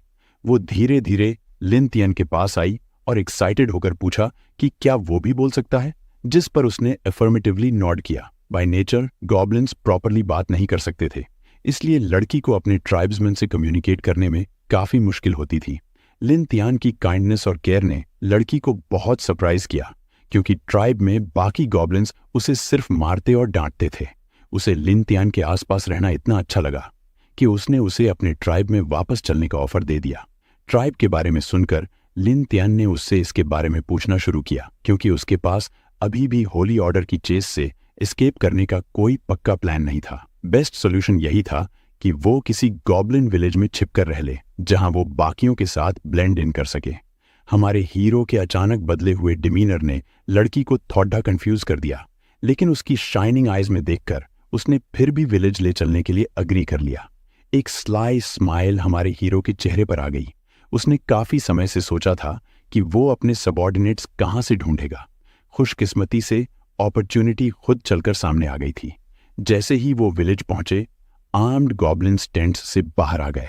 उन्होंने तुरंत इस अनइनवाइटेड गेस्ट को घेर लिया। बाकी गॉब्लिन्स की तरह वो भी लिन तियन को इंसानों जैसे कपड़े पहने देखकर सरप्राइज हो गए थे। उनके लिए ये एक नई चीज थी, क्योंकि उन्होंने पहले कभी ऐसा अजीब गॉब्लिन नहीं देखा था। उसी वक्त हमारा हीरो उनकी संख्या असेस कर रहा था और ये देखकर प्लीज्ड था कि उसे इतना बड़ा विलेज मिला है। अब वो उनकी ट्रस्ट गेन करने की शुरुआत कर सकता था। उसने विलेज में शामिल होने और बॉस से मिलने की परमिशन मांगी। गॉब्लिन्स को ऐसी रिक्वेस्ट्स बिल्कुल पसंद नहीं आई। कोई अजनबी उनके घर में आए और उनसे डिमांड करे। इसके बजाय उन्होंने डिसाइड किया कि वो इस इंसोलेंट गाय को पकड़कर पीटकर फिर उसे बॉस के पास ले जाएंगे। अचानक गॉब्लिन लड़की ने उन्हें रुकने के लिए कहा और रिक्वेस्ट किया कि वो इम्पोर्टेंट गेस्ट पर अटैक न करें जब तक कि वो बॉस से न मिल ले। इस मूव से लड़ाई थोड़ी देर के लिए टल गई, लेकिन सारी प्लान्स खराब कर दी खुद बॉस ने, जिसने शोर सुना और देखने बाहर आ गया कि हो क्या रहा है। बाकी सारे गॉब्लिन्स बॉस के आते ही चुप हो गए और हमारा हीरो टेंस हो गया। बॉस क्लियरली इस मूड में नहीं था कि उसे जगा दिया जाए। लिन तियन का टेंस होना जायज था। बॉस लेवल 25 का था और उसके पास काफी अच्छे वेपन्स थे जो इम्प्रेसिव सेट ऑफ स्किल्स के साथ कंबाइंड थे। हमारे हीरो को सरप्राइज हुआ कि इस विलेज का बॉस इतना ताकतवर था। दुख की बात यह थी कि उसे बॉस को हराना पड़ेगा ताकि वो उसकी जगह ले सके और गॉब्लिन्स की गैंग अपने कंट्रोल में लेकर अपनी प्रोग्रेस को स्पीड अप कर सके।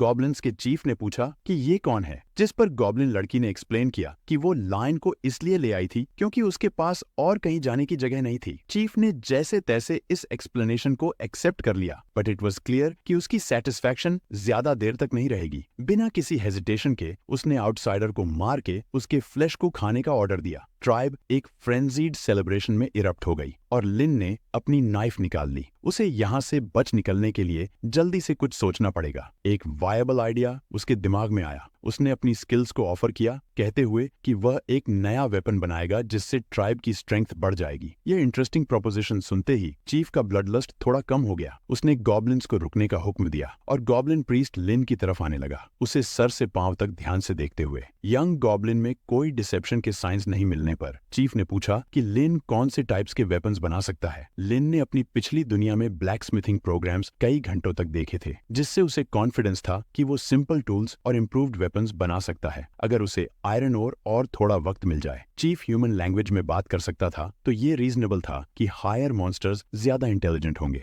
लिन ने सजेस्ट किया कि आयरन टूल्स से ट्राइब को ह्यूमन से डरने की जरूरत नहीं होगी। ये आइडिया चीफ के लिए बहुत टेम्पटिंग था, जिसे वो मना नहीं कर पाया। उसने लिन तियन के प्रपोजल को एक्सेप्ट कर लिया और उसे 3 दिन दिए कि वो और ढूंढे और रिजल्ट्स दिखाए, वरना 3 दिन के बाद उसे मार दिया जाएगा। चीफ ने यह भी धमकी दी कि अगर लिन फेल हुआ तो गॉब्लिन लड़की की भी जान जाएगी। लीडर के क्वार्टर में जाते ही बाकी ट्राइब भी फॉलो कर गई। एक बात क्लियर थी, ओल्ड चीफ एक रूथलेस विलन था जो बिना किसी हेजिटेशन के अपने ही लोगों को मार सकता था। डायरेक्टली उसे कन्फ्रंट करने का ऑप्शन नहीं था। लिन को आयरन टूल्स बनाने होंगे टाइम खरीदने के लिए, जब तक वो सीक्रेटली स्ट्रांग नहीं हो जाता। उस रात एक स्काउटिंग पार्टी को फॉरेस्ट में भेजा गया। उस स्काउटिंग पार्टी में गॉब्लिन लड़की भी थी और ये लोग दिन रात लगातार मार्च कर रहे थे। एग्जॉस्शन तो इनेविटेबल थी, लेकिन जैसे ही गॉब्लिन लड़की थोड़ी सी भी थकान दिखाती, बाकी गॉब्लिन्स उसे बिरेट करते और उसे फिजिकली अटैक करते जैसे वो सिर्फ एक पंचिंग बैग हो। वो उसे एक एवरेज मेल गॉब्लिन से इंफीरियर समझते हैं। लेकिन तभी एक गॉब्लिन को पत्थर से सिर पर चोट लगी, जो कि किसी ने पीछे से फेंका था। लिन ने क्लियर किया कि वो लोग सिर्फ आयरन ओर को ढूंढने आए हैं, न कि पॉइंटलेस फाइट्स में एंगेज होने।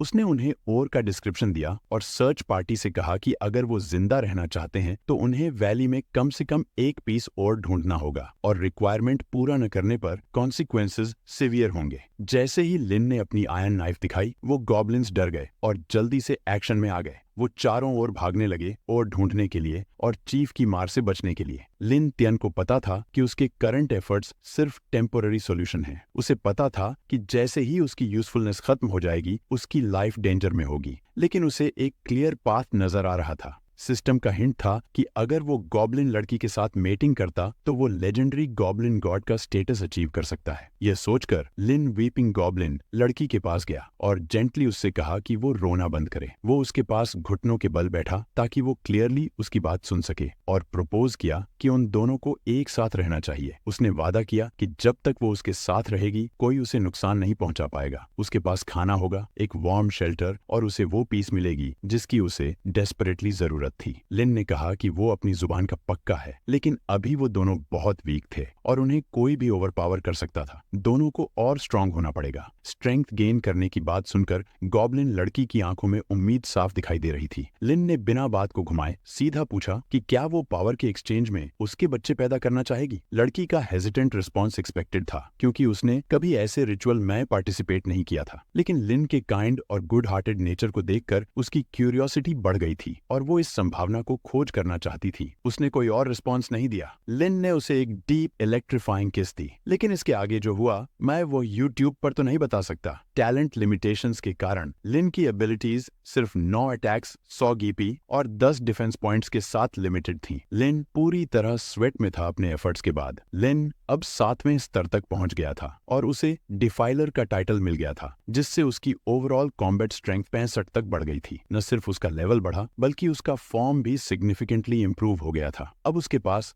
गॉब्लिन प्रीस्ट चीफ को हराने का एक बेटर चांस था। लिन ने अपने ह्यूमन क्लोथ्स को उठाया और उन्हें जेंटली उस गॉब्लिन लड़की के शरीर पर डाल दिया। अब से उसकी प्रोटेक्शन की जिम्मेदारी लिन की थी। लड़की को बस इस बात की राहत थी कि कोई फेलो गॉब्लिन उसे काइंडनेस दिखा रहा था। उनकी रोमांटिक इवनिंग अचानक एक फ्रैंटिक आवाज से खराब हो गई, जो मदद के लिए पुकार रही थी। पता चला कि एक ट्रबलसम गॉब्लिन ने गलती से और इकट्ठा करते हुए एक खतरनाक डीमन वुल्फ को उकसा दिया था। लिन की नजर आयरन ओर पर टिकी हुई थी, वही जो उन्हें चाहिए था। लेकिन केयरलेस गॉब्लिन ने सबके लिए मुसीबत खड़ी कर दी थी। अपनी ब्लेड निकालते हुए लिन ने जायंट वुल्फ की ओर देखा, जबकि गॉब्लिन लड़की चिंतित होकर देख रही थी। जिस गॉब्लिन ने बेवकूफिशली एक सैवेज बीस्ट को छेड़ा था, अब उसे इसके कॉन्सिक्वेंसेस का सामना करना पड़ रहा था। किस्मत से लिन अब इतना स्ट्रांग और स्विफ्ट हो चुका था कि सीरियस डैमेज हैंडल कर सके, और उसने जल्दी से अपनी ब्लेड वुल्फ की गर्दन में घोंप दी। ये एक डिसाइसिव 1 हिट किल था, जिसने भागते हुए गॉब्लिन को चुप्पी में डाल दिया। लिन गॉब्लिन की ओर बढ़ा, जिसने ओर हाथ में पकड़ा हुआ था, और अपनी आवाज को इंटेंस किया ताकि क्रीचर डर कर मटीरियल सौंप दे। डर से कांपते गॉब्लिन के पास कोई और चारा नहीं था। ओर का निरीक्षण करते हुए लिन ने इसकी एक्सीलेंट क्वालिटी की पुष्टि की।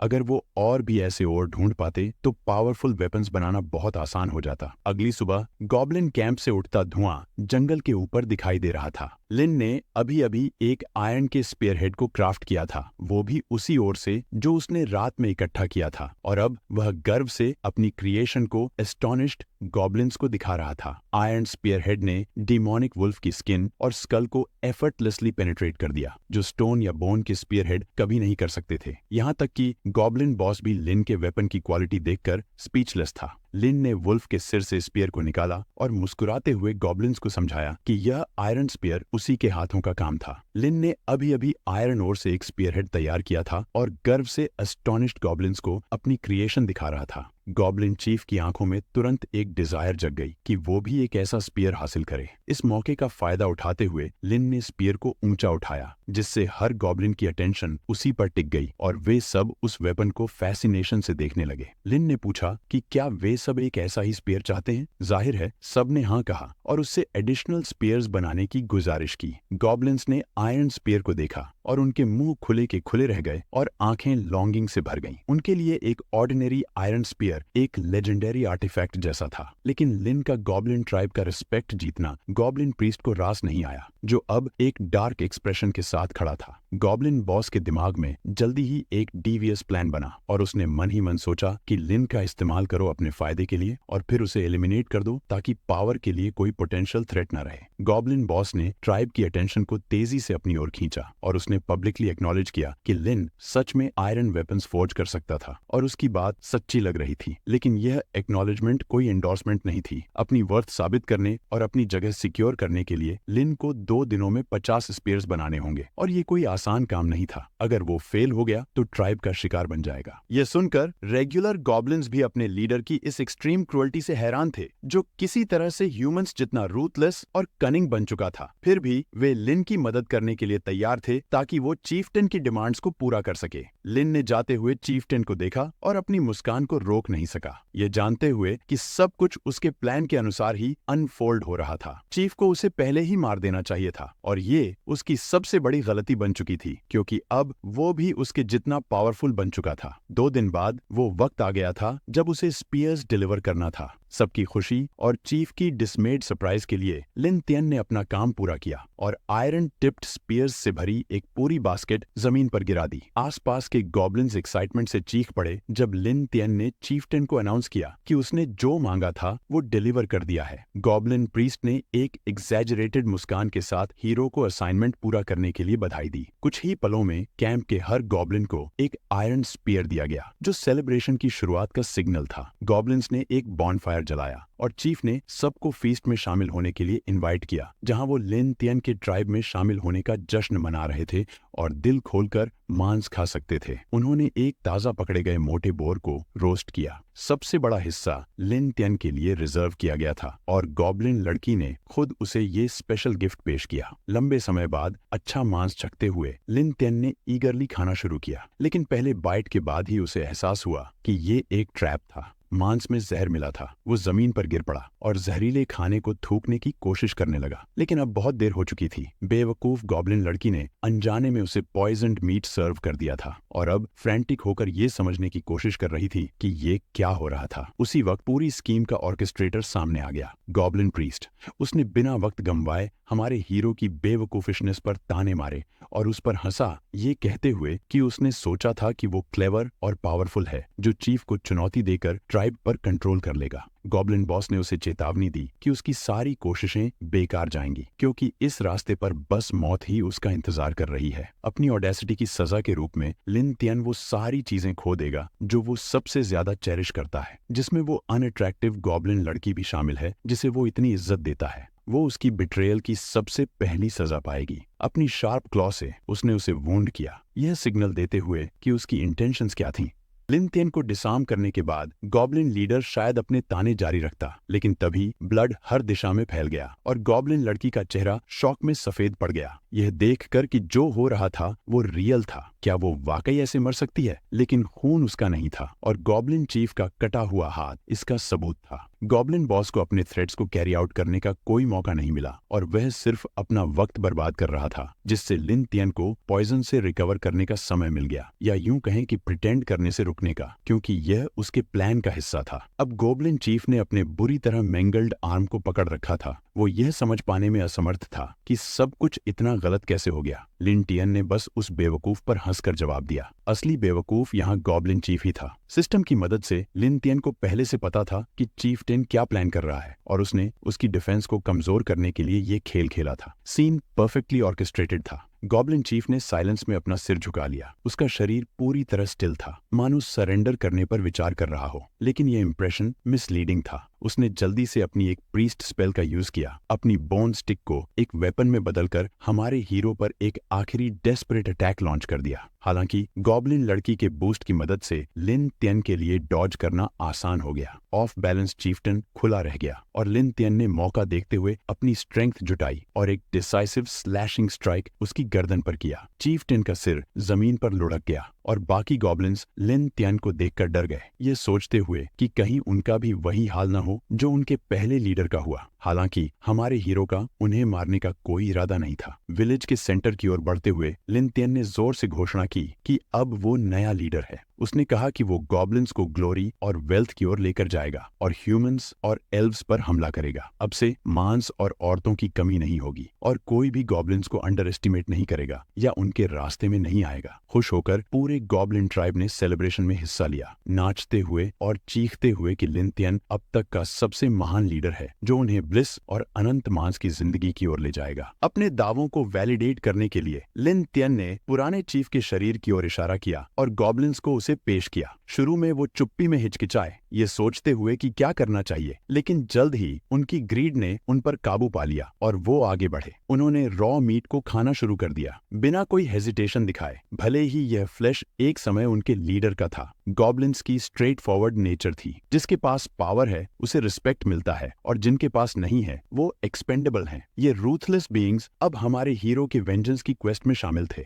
अब जब गॉब्लिन ट्राइब उसके कंट्रोल में था, उसने प्लान बनाया कि वो और फीमेल एल्व्स को पकड़कर एक ज्यादा फॉर्मिडेबल गॉब्लिन जेनरेशन पैदा करेगा। उसे ये नहीं पता था कि झाड़ियों के पीछे छुपे हुए कोई इस सीन को देख रही थी। यह एक एल्वन स्काउट थी जो गॉब्लिन कैंप को शुरू से ऑब्जर्व कर रही थी। जो उसने देखा वो डीपली ट्रबलिंग था और उसने फैसला किया कि वो यह इंफॉर्मेशन एल्वन विलेज तक पहुंचाएगी। चांद की रोशनी के नीचे इस वर्ल्ड में पेड़ों और अजीब घरों की शैडोज के बीच एक फिगर अस्टॉनिशिंग स्पीड से मूव कर रही थी। एल्फ लड़की एक घर के सामने रुक गई। वो वही थी जिसने चुपके से लाइन चांद की ट्राइब को ऑब्जर्व किया था। इस एल्फ क्लैन की प्रिंसेस कासाना। एक एल्वन गार्ड उसे वापस देखकर बेहद खुश था, लेकिन गार्ड को इग्नोर करते हुए कासाना तेजी से अंदर चली गई। गार्ड चिंतित था और उसे रोकने की कोशिश कर रहा था, जैसे उसे कुछ ऐसा अंदर दिखाई देगा जो उसे नहीं देखना चाहिए था। लेकिन कासाना ने ध्यान नहीं दिया और कहा कि उसे अपनी माँ से एक अर्जेंट न्यूज शेयर करनी है। दरवाजा खोलते ही कासाना बोली, माँ, मेरे पास एक बहुत ही इंपॉर्टेंट रिपोर्ट है। ईस्टर्न फॉरेस्ट में गॉब्लिन ट्राइब में कुछ अजीब हरकतें हो रही हैं। लेकिन अंदर का नजारा देखकर वो बिल्कुल हैरान रह गई। एल्व्स, जिन्हें नोबल रेस और ब्रेव वॉरियर्स के रूप में जाना जाता है, लेकिन यहाँ एक फ्लर्टेशियस एल्फ थी जो रिवीलिंग आउटफिट में थी और उसके आसपास 3 मेल एल्फ्स थे।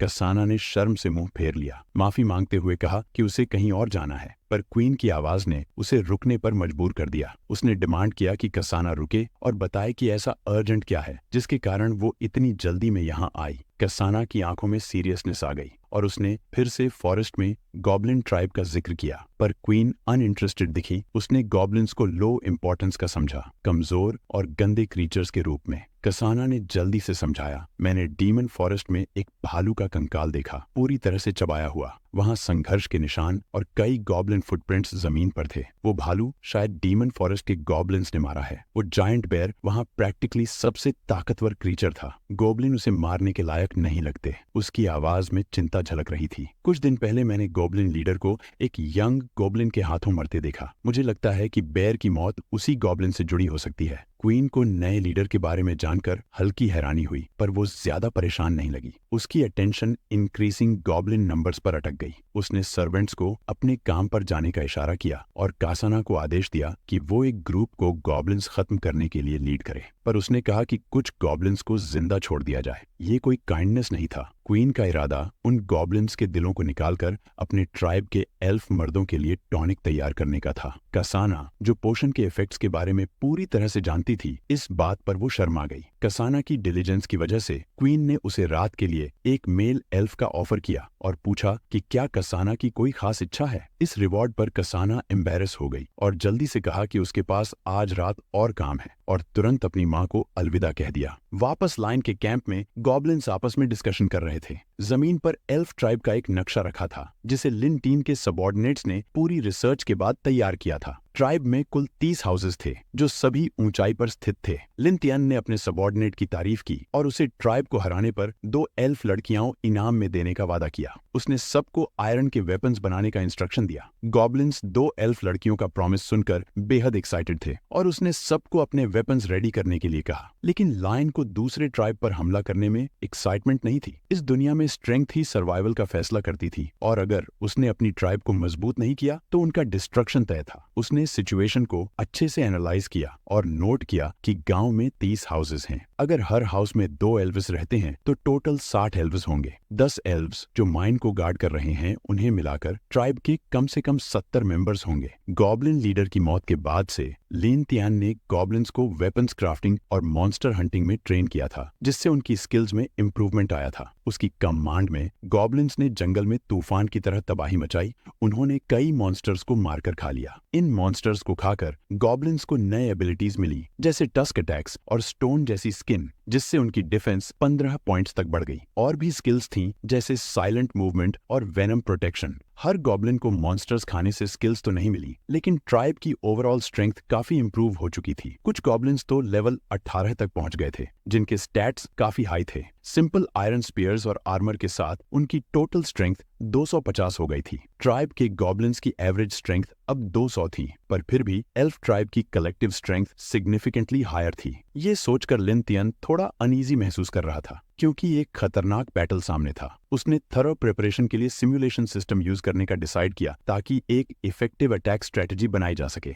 सिमुलेशन शुरू हुआ और उसने दिखाया कि लिन तियन ने एक बड़ी गॉब्लिन आर्मी को एल्फ ट्राइब पर हमला करने के लिए लीड किया। वो विक्ट्री को लेकर कॉन्फिडेंट थे, लेकिन एल्व्स ने तुम्हें एम्बुश किया और गॉब्लिन्स को ट्रैप में फंसा दिया। तुम एल्फ लीडर के द्वारा कैप्चर किए गए और वार्निंग के तौर पर डीमन फॉरेस्ट में लटका दिए गए। End of simulation. उसने सोचा कि उसका प्लान तो फ्लॉलेस था, लेकिन असल में इस प्लान को कोई और कंट्रोल कर रहा था और रिजल्ट में स्कोर 0 आया और उसे कोई रिवॉर्ड नहीं मिला। जैसे ही सिमुलेशन खत्म हुआ, लीन का ध्यान किसी और के कंट्रोल में फ्रेज पर अटक गया। शुरू में उसे ये समझ नहीं आया, लेकिन जल्द ही उसे एहसास हुआ कि इसका सिर्फ एक मतलब हो सकता है। उसकी ट्राइब पर एल्व्स की नजर थी। उसने जल्दी से अपनी आंखें बंद की और कंसंट्रेट किया। गॉब्लिन्स में शार्प हियरिंग और शार्प स्मेल होती है, तो थोड़ी सी फोकस के बाद वो किसी भी इरेगुलरिटी को डिटेक्ट कर सकता था। जल्द ही उसके सेंसेस ने कुछ अनफेमिलियर साउंड्स नोटिस किए। दूर देखते हुए उसने कुछ स्ट्रेंज साइंस देखे। उसी समय एल्व्स अपनी ट्राइब की तरफ लौट रहे थे।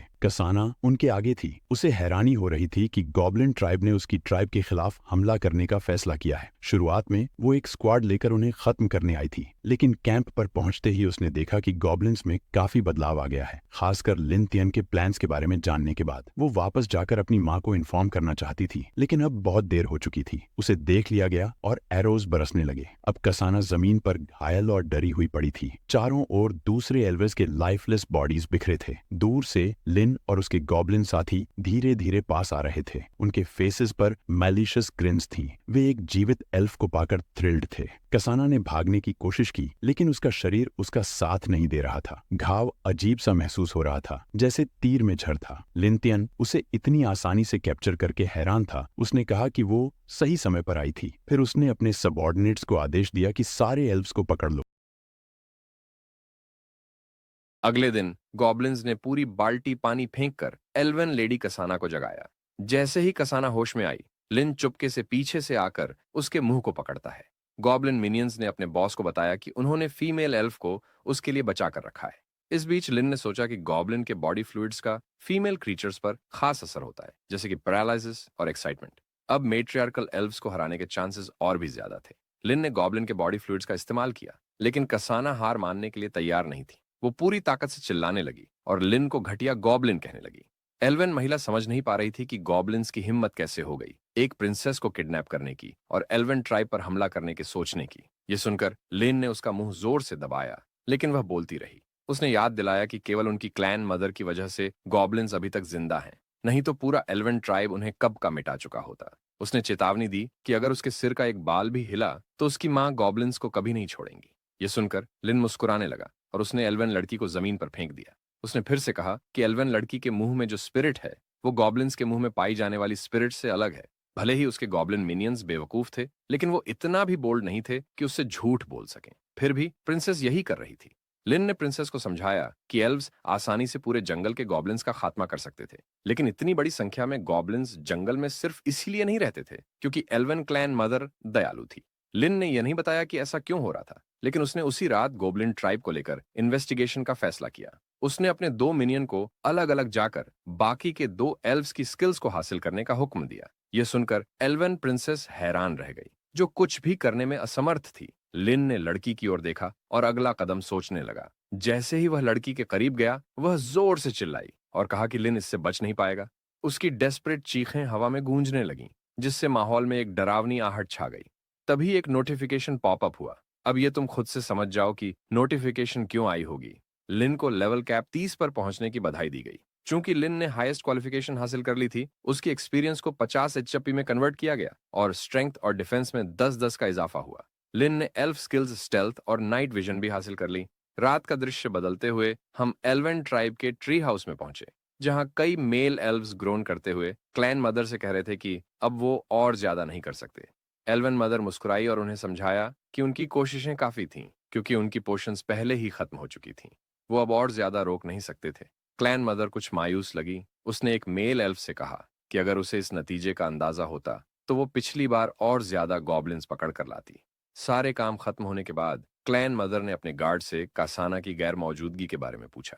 गार्ड ने जल्दी से बताया कि प्रिंसेस काफी देर से गायब थी और उसे काफी पहले लौट आना चाहिए था। गार्ड ने फिर क्लैन मदर से पूछा कि क्या वो कुछ और लोगों को कासाना की तलाश में भेजना चाहती है, ताकि वो और गॉब्लिन्स को मार सकें और ट्राइब में वॉरियर्स का लेवल बढ़ा सकें। ये सुनते ही क्लैन मदर ने अपने सिर पर हाथ रखा और गार्ड को कुछ वॉरियर्स के साथ गॉब्लिन ट्राइब में जाकर एल्वन प्रिंसेस को किसी भी तरह सपोर्ट करने का आदेश दिया। तभी एक ईवल वॉइस ने घोषणा की कि उनकी एल्वन प्रिंसेस उस दिन घर वापस नहीं लौटेगी। गार्ड, जिसने अपनी तलवार लगभग निकाल चुकी थी, उसने चिल्लाया कि किसने क्लैन मदर के कमरे में बिना इजाजत घुसने की हिम्मत की है। इससे पहले कि वो कुछ कर पाता, गॉब्लिन्स के तीरों ने उसे उसी जगह पर गिरा दिया, जबकि क्लैन मदर ने आसानी से अपने हाथ से तीर को पकड़ लिया। लेकिन यह सब बेकार था, क्योंकि लिन और दूसरे गॉब्लिन्स पहले ही कमरे में घुस चुके थे। उन्होंने क्लैन मदर को बताया कि एल्वन प्रिंसेस गॉब्लिन्स द्वारा कैद कर ली गई है और वो जल्द ही लिन का बच्चा पैदा करेगी। इस घटना का मतलब था कि गॉब्लिन ट्राइब और एल्वन ट्राइब अब एक ही परिवार बन चुके थे। इस खबर से नाराज होकर क्लैन मदर ने अपनी पीठ के पीछे से तलवार खींची और चिल्लाकर पूछा कि लिन ने एल्वन प्रिंसेस के साथ क्या किया है। एल्वन क्लैन मदर के गुस्से भरे सवाल के बावजूद लिन मुस्कुराता रहा, जैसे उसने कुछ सुना ही ना हो। इससे क्लैन मदर और भी ज्यादा गुस्से में आ गई और उसने चिल्लाया कि वो लिन को एक झटके में मार देगी। वो जबरदस्त रफ्तार से उस पर झपटी, लेकिन लिन के अगले शब्दों ने उसे पूरी तरह से हिलाकर रख दिया। उसने शांत स्वर में कहा कि उसकी पूरी ट्राइब इस वक्त मारी जा रही है और दर्द झेल रही है, और अगर वह शांति से सरेंडर कर देती है तो शायद वो उसके साथ अच्छा बर्ताव करेगा। लेकिन जैसे ही उसने हमला किया, उसे महसूस हुआ कि उसका शरीर हिल नहीं पा रहा है और वो जमीन पर गिर गई, इस बात से पूरी तरह से हैरान कि उसके साथ क्या हो रहा है। जमीन पर लेटी एल्वन क्लैन मदर ने सुना जब लिन ने ईवल स्माइल के साथ उसे बताया कि जिस तीर को उसने अभी पकड़ा था, उसमें गॉब्लिन के बॉडी फ्लूइड्स थे। एक बार संपर्क में आने के बाद ये फ्लूइड्स शरीर को जल्दी से पैरालाइज्ड कर देते हैं। अब लिन ने क्लैन मदर से ईमानदारी और सहयोग की मांग की। उसकी अनिच्छा के बावजूद एल्वन क्लैन मदर को अपनी स्थिति के कारण मजबूर होकर मानना पड़ा। लिन ने तुरंत उसे पकड़ लिया और टूल्स को अपग्रेड करने और स्टिमुलेटिंग ड्रग्स बनाने की बात करने लगा। उसे एहसास हुआ कि हमेशा से ही एल्व्स ने गॉब्लिन्स का इसी तरह एक्सप्लॉयटेशन किया है। उसने क्लैन मदर का मजाक उड़ाया और कहा कि शायद उसने भी कभी नहीं सोचा होगा कि एक दिन गॉब्लिन्स खुद आकर एल्व्स से अपना हिसाब चुकता करेंगे। लिन ने अपनी तलवार तेजी से खींची और उसे एल्वन महिला की गर्दन पर दबा दिया। क्लैन मदर ने सोचा कि ये गॉब्लिन शायद वही नया लीडर है जिसके बारे में कसाना ने बताया था। अचानक एल्वन मदर को कई दर्द भरी चीखें और मदद की गुहारें सुनाई देने लगीं। उसने लिन से पूछा कि ये सब क्या हो रहा है, लेकिन लिन बस मुस्कुराते हुए बोला कि एल्वन ट्राइब के साथ वही हो रहा है जो गॉब्लिन ट्राइब के साथ हुआ था। फिर लिन ने उसे खींचकर खिड़की के पास ले जाकर दिखाया। क्लैन मदर वो तबाही का मंजर देखकर सन्न रह गई। गॉब्लिन्स मासूम एल्वन ट्राइब के लोगों का कत्लेआम कर रहे थे और उनकी चीखें हवा में गूंज रही थीं, क्लैन मदर से मदद की गुहार लगाते हुए। गुस्से से भरी एल्वन मदर ने लिन का सामना किया और पूछा कि उसने ट्राइब के साथ क्या किया है। लिन ने एक कोल्ड स्माइल दी और कहा कि वो तो बस दुनिया में संतुलन वापस ला रहा है, जैसा होना चाहिए था। गॉब्लिन्स की ताकत अब इस संतुलन की गवाही दे रही है। फिर लिन ने गंभीर चेहरे के साथ समझाना शुरू किया कि अब एल्व्स और उनकी क्लैन मदर काफी कमजोर हो चुके हैं। पहले जब एल्वन ट्राइब ताकतवर था, उन्होंने बेरहमी से गॉब्लिन्स का कत्ल किया था, तो अब जब गॉब्लिन्स मजबूत हो गए हैं, वो स्वाभाविक रूप से बदला लेना चाहते हैं। लिन को हैरानी हो रही थी कि क्लैन मदर इतनी सी बात नहीं समझ पा रही। उसने उसके करीब जाकर कहा कि उसे और ज्यादा ताकतवर गॉब्लिन वॉरियर्स की जरूरत है और इसके लिए उसे अब भी उसकी मदद चाहिए। बिना किसी झिझक के लिन ने चाकू निकाला और क्लैन मदर की गर्दन पर दबा दिया, यह चेतावनी देते हुए कि एल्व्स के साथ आगे क्या होगा, यह फैसला क्लैन मदर के रवैये पर निर्भर करता है। एल्वन मदर के सामने अपने लोगों के दर्द को देखना उसकी आत्मा को तोड़ देने वाला था। उसे समझ में आ गया कि वो कुछ भी नहीं कर सकती सिवाय इसके कि लिन से अपने ट्राइब के बच्चों की जान बख्शने की भीख मांगे। उसे अब भी उम्मीद थी। क्लैन मदर किसी भी हद तक जाने को तैयार थी और आखिर में उसने लिन के बच्चों को पैदा करने के लिए हामी भर दी। अगली सुबह गॉब्लिन विलेज में आसमान साफ था और नजारा खूबसूरत, लेकिन हवा में एक भारी मायूसी का एहसास था। कसाना, जो अब कैद में थी, अपनी माँ एल्फ क्वीन से मिलती है। अपनी माँ को देखकर खुश होने के बावजूद कसाना को आने वाले वक्त के लिए एक गहरी निराशा महसूस हो रही थी। एल्फ क्वीन ने कसाना को गले लगाते हुए अफसोस के साथ कहा कि उसने गॉब्लिन्स को इतना अंडर एस्टिमेट किया। उसने ये सोचा भी नहीं था कि उनकी ताकत एल्व्स से इतनी ज्यादा हो जाएगी। अब जब सिर्फ औरतें और बच्चे ही बचे हैं, एल्फ ट्राइब पूरी तरह से डिफेंसलेस हो चुका है। उनके पास अब अपनी रक्षा का कोई साधन नहीं बचा है। वो एल्फ लड़कियां जो कभी अपनी ब्लड लाइन की रक्षक थीं, अब गॉब्लिन्स द्वारा कैद कर ली गई हैं और स्लेवरी के जीवन में धकेल दी गई हैं। ये निर्दयी प्राणी लड़कियों का इस्तेमाल सिर्फ रिप्रोडक्शन के लिए करना चाहते हैं, जो एल्फ क्वीन के दिल को चीर देने वाली बात है। उसे यह एहसास हुआ कि उसके लोग अब सिर्फ कैदी बनकर रह गई हैं, जिनका अब गॉब्लिन ट्राइब के साथ ही जीना मरना है। इसके बावजूद क्वीन ने कसाना से कहा कि उम्मीद मत खोना। जैसे ही वो अपने कैद में बैठे थे, लिन वहां आया और उन्हें उनके डार्क फ्यूचर के लिए तैयार होने को कहा, ये वादा करते हुए कि अगर वो साथ देंगे तो उन्हें खाना मिलेगा, लेकिन विरोध करने पर मौत दी जाएगी। एल्फ क्वीन ने लिन को शांति से आश्वासन दिया कि वो समझती है, हालांकि उसके असली जज्बात छुपे हुए थे। जब उसने छोटे एल्व्स को मासूमियत से गॉब्लिन बच्चों के साथ खेलते देखा, तो क्वीन के अंदर का मैटरनल इंस्टिंक्ट जाग उठा। उसने लिन से विनती की कि उसे बच्चों की देखभाल करने दे, बताते हुए कि वो उसके अपने बच्चों जैसे ही प्रिय हैं। लिन, जो कभी इंसान था, एक माँ और बच्चों के बीच के रिश्ते को अच्छे से समझता था, जिससे उसे क्वीन की बात पर गौर करने के लिए मजबूर होना पड़ा। हालांकि वो हिचकिचा रहा था, तभी सिस्टम ने उसे एक नई मिशन दी, मदरली लव। उसी वक्त गाबो ने लिन के पास आकर कहा कि वो खुद सारे बच्चों को संभाल नहीं सकती। उसने आग्रह किया कि लिन एल्फ क्वीन को यह जिम्मेदारी लेने दे, और लिन को उसकी बात का महत्व समझ में आने लगा। गॉब्लिन ट्राइब का फ्यूचर बड़ी संभावनाओं से भरा हुआ है, क्योंकि उनकी बढ़ती ताकत ट्राइब की ओवरऑल स्ट्रेंथ को बढ़ाने का वादा कर रही है। इसे समझते हुए लिन ने एल्फ क्वीन की रिक्वेस्ट को मान लिया। फिर उसने अपनी स्ट्रेंथ को असेस करने का प्लान किया और पाया कि उसने अपग्रेड के रिक्वायरमेंट्स पूरे कर लिए हैं, जिससे उसे नए स्टैट्स मिले, जो थे ब्लड फर्स्ट 20, स्ट्रेंथ फर्स्ट 30 और डिफेंस फर्स्ट 30। ये उसे हैरान कर गया, खासकर जब बाकी बचे हुए स्टैट्स अपने आप एट्रीब्यूट पॉइंट्स में बदल गए। एक हल्की मुस्कान के साथ लिन ने सेल्फ एनहांसमेंट की अपनी राह पर आगे बढ़ने का फैसला किया, ये मानते हुए कि उसकी करंट स्ट्रेंथ लोअर को चुनौती देने के लिए काफी है। जैसे जैसे एल्व्स चाइल्ड बर्थ के लिए तैयार हो रहे थे, उसके एम्बिशंस भी बढ़ते जा रहे थे। एक और महीना बीत गया गॉब्लिन कैंप में, और बच्चों की चीखों से माहौल भर गया, क्योंकि पहले बैच के बच्चे पैदा हो चुके थे। इस चमत्कार के बावजूद माओ को यह देखकर डर लगा कि उनके बच्चे गॉब्लिन जैसे दिखते थे, जिस कारण उन्होंने उन बच्चों को अपना मानने से इनकार कर दिया। लेकिन गॉब्लिन्स अपनी सुपीरियर वाइटैलिटी के लिए जाने जाते हैं, और कम्युनिटी फलती फूलती रही। लिन ने क्यूरियोसिटी से गाबो से पूछा कि कितने बच्चे पैदा हुए हैं, तो उसने बताया कि अप्रॉक्स 30 से 40 बच्चे हैं। उनकी बातचीत अचानक कसाना की चीख से कट गई, जो तुरंत लिन के लिए चिंता का कारण थी, क्योंकि वो उसके बच्चे की मां बनने वाली थी।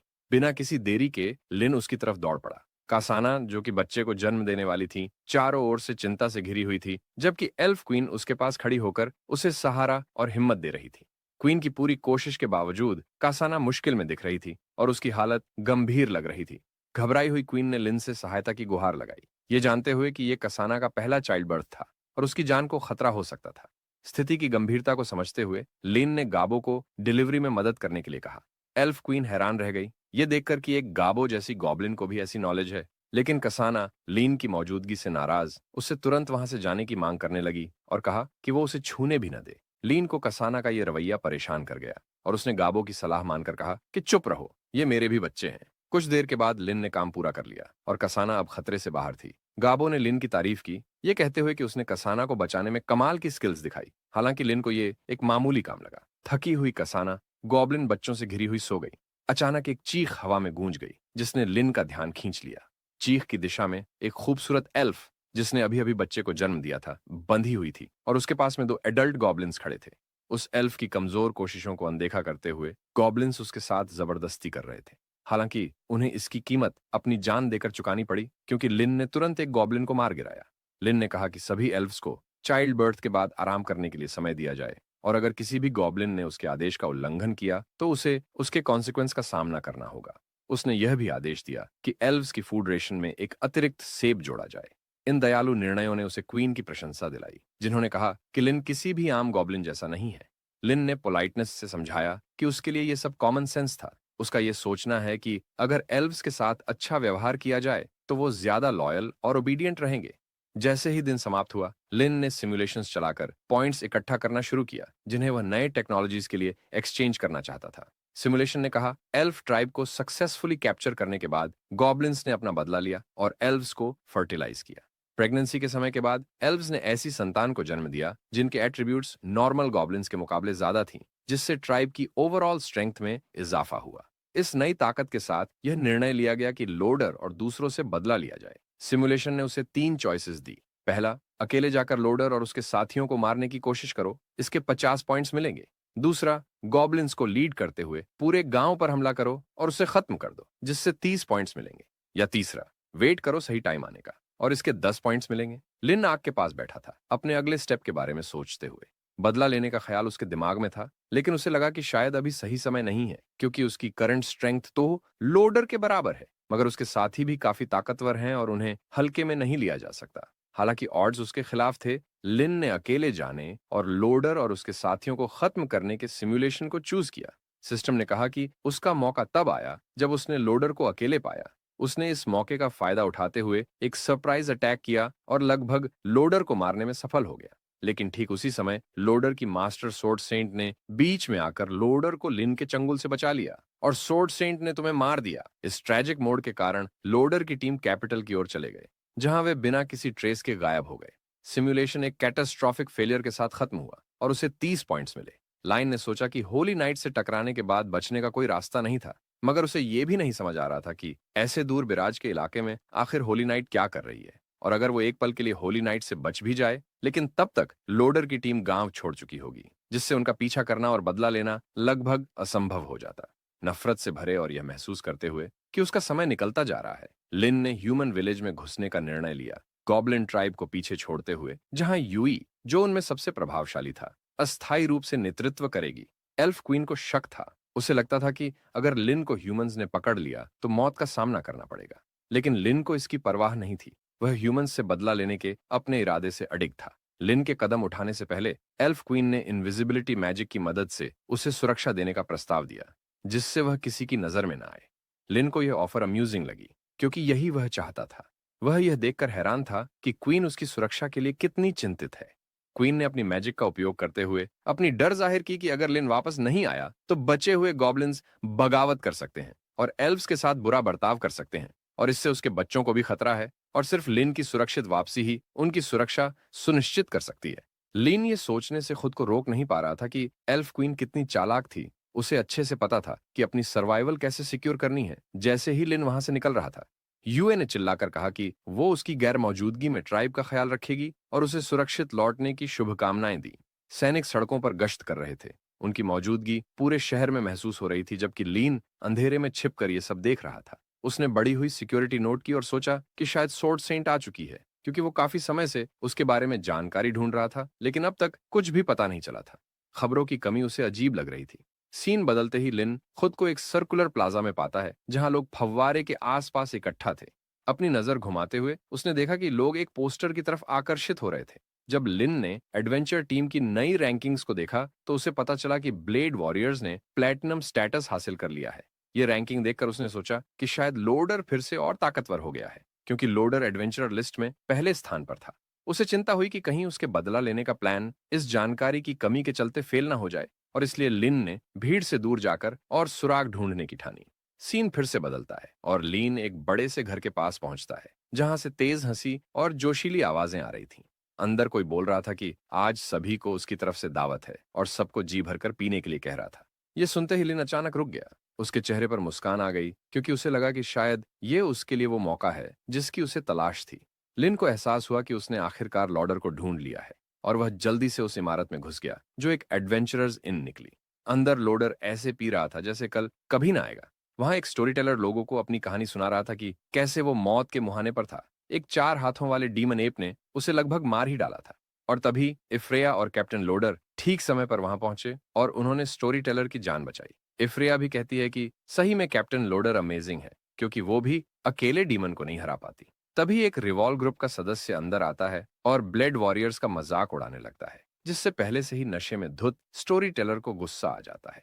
दोनों आउटसाइडर्स जाने के लिए तैयार थे, लेकिन उनके नशे की हालत ने उन्हें आपस में झगड़ने पर मजबूर कर दिया। जैसे ही दोनों एक दूसरे पर ताने कसने और उकसाने लगे, ये हंगामा सभी का ध्यान खींचने लगा। बारटेंडर इस केओस को देखते हुए मौके का फायदा उठाकर दोनों से बात करता है। वह उन्हें एक हाल की समस्या के बारे में बताता है। लॉन्ग आइलैंड पर एक खतरनाक ड्रैगन अपने ब्रीडिंग सीजन में है, जो मवेशियों का अपहरण कर रहा है और जिसे भी सामने देख रहा है उसे खा रहा है। बारटेंडर ने सुझाव दिया कि अगर वे अपनी ताकत दिखाने के लिए इतने उत्सुक हैं, तो उन्हें ड्रैगन को मारने का काम करना चाहिए। ड्रैगन का जिक्र सुनकर लिन चौंक गया और बारटेंडर ने आगे बताया कि अगर इस खतरे का जल्दी से निपटारा नहीं किया गया तो हालात और भी बिगड़ सकते हैं। जैसे ही ड्रैगन शहर पर हमला करेगा, लोगों में तबाही मच जाएगी।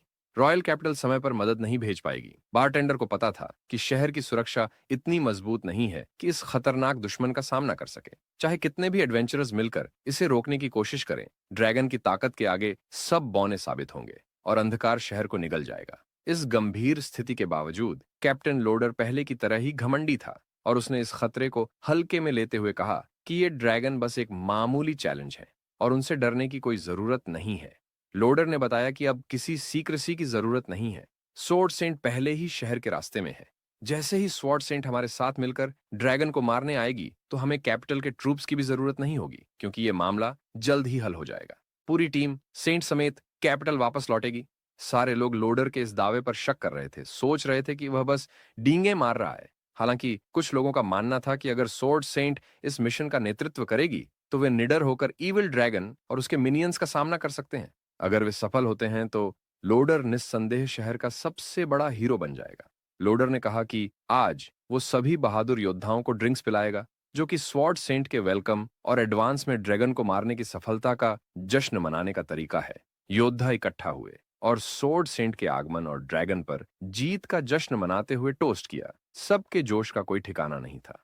लेकिन लिन, जो अब तक चुपचाप देख रहा था, उठकर बारटेंडर को एक सिक्का थमा देता है। उसका दिमाग उस खतरनाक ड्रैगन के आसन्न खतरे से भरा हुआ था, जो जल्द ही शहर पर हमला कर सकता था। उसे पता था कि वह इस मौके को हाथ से जाने नहीं दे सकता। जैसे ही लिन बाहर निकलने लगा, अनसस्पेक्टिंग कैप्टन ने उसे रुककर कुछ ड्रिंक्स एंजॉय करने का इनविटेशन दिया। लिन ने एक मुस्कान के साथ इनकार कर दिया, ये कहते हुए कि फ्यूचर में पीने के बहुत मौके मिलेंगे। कैप्टन, जो अब विजिबली इरिटेटेड था, उसे लगा कि ये काफी स्ट्रेंज है। सीन बदलता है बसलिंग टाउन की ओर, जहां लोडर महल के अंदर दाखिल होता है और एक लेडी से बोलता है, जिसे वह मास्टर कहकर संबोधित करता है, बताते हुए कि एक गंभीर समस्या है। एक इविल ड्रैगन आसपास घूम रहा था, जिसने शहर के लोगों को कांस्टेंट फियर में जीने पर मजबूर कर दिया था। विलेज के सैनिक एंक्शसली ड्रैगन के हमले का इंतजार कर रहे थे, खुद को असहाय महसूस करते हुए। जैसे ही लोडर आगे बढ़ा, महिला उसकी ओर मुड़ी और कैप्टन घुटनों के बल बैठ गया। महिला, जो सोर्ड सेंट है और हैवी आर्मर पहने हुए थी, जो उसकी ब्यूटी को और निखार रहा था, उसने पूछा कि क्या लोडर ने उसके द्वारा दिए गए टास्क्स को पूरा किया है।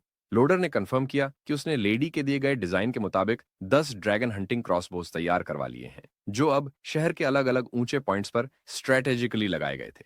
सेंट ने कैप्टन को सलाह दी कि क्रॉसबोज को सही से अरेंज करना जरूरी है, क्योंकि अगर इसमें कोई भी कमी हुई तो यह लेडी के लिए बहुत बड़ी निराशा होगी। जैसे ही लेडी खिड़की के पास आई, भीड़ उसकी खूबसूरती की तारीफ में चीयर्स करने लगी। लेकिन उसने फौरन अपने फॉलोअर्स को इलाके को खाली करने के लिए कहा, क्योंकि उसे आसन्न खतरे का एहसास हो गया था। कुछ ही पलों में शहर अफरा तफरी में डूब गया, जब एक विशाल क्रिम्सन ड्रैगन शहर पर उतर आया, जिससे लोगों में डर और दहशत फैल गई। सेंट क्रिम्सन ड्रैगन का सामना करने के लिए आगे बढ़ी। उसने लॉर्डर को आदेश दिया कि वह अपने साथियों को लेकर शहर की दीवार पर चढ़ जाए। इस बीच एक गोबलिन दौड़ता हुआ लिन के पास आया और उसे ड्रैगन के करीब आने और शहर की दीवार पर तैनात कई सैनिकों के बारे में चेतावनी दी। लेकिन लिन ने गॉबलिन को रोक दिया और सभी गॉबलिन्स को कहा कि वह सारा तमाशा चुपचाप देखकर एंजॉय करें। तो इसी के साथ हमारा ये एपिसोड खत्म होता है, मगर एक इंपॉर्टेंट अनाउंसमेंट है गाइस। मेरे चैनल की मैक्सिमम वीडियोस में येलो डॉलर आ गया है। यानी कि इससे मुझे एक पैसा भी नहीं मिलने वाला। इसीलिए मैंने मेंबरशिप को ऑन कर दिया है, जो कि सिर्फ 49 रुपए की है। तो गाइस प्लीज मेरी चैनल की मेंबरशिप ज्वाइन करिए ताकि मैं उन पैसों से कुछ एडिटर्स हायर करूं और एक एक घंटे की वीडियो फ्रीक्वेंटली डाल सकूं। और जो मेरे मेंबर्स हैं उनको मेरी वीडियो बाकियों से पहले भी देखने को मिलेगी।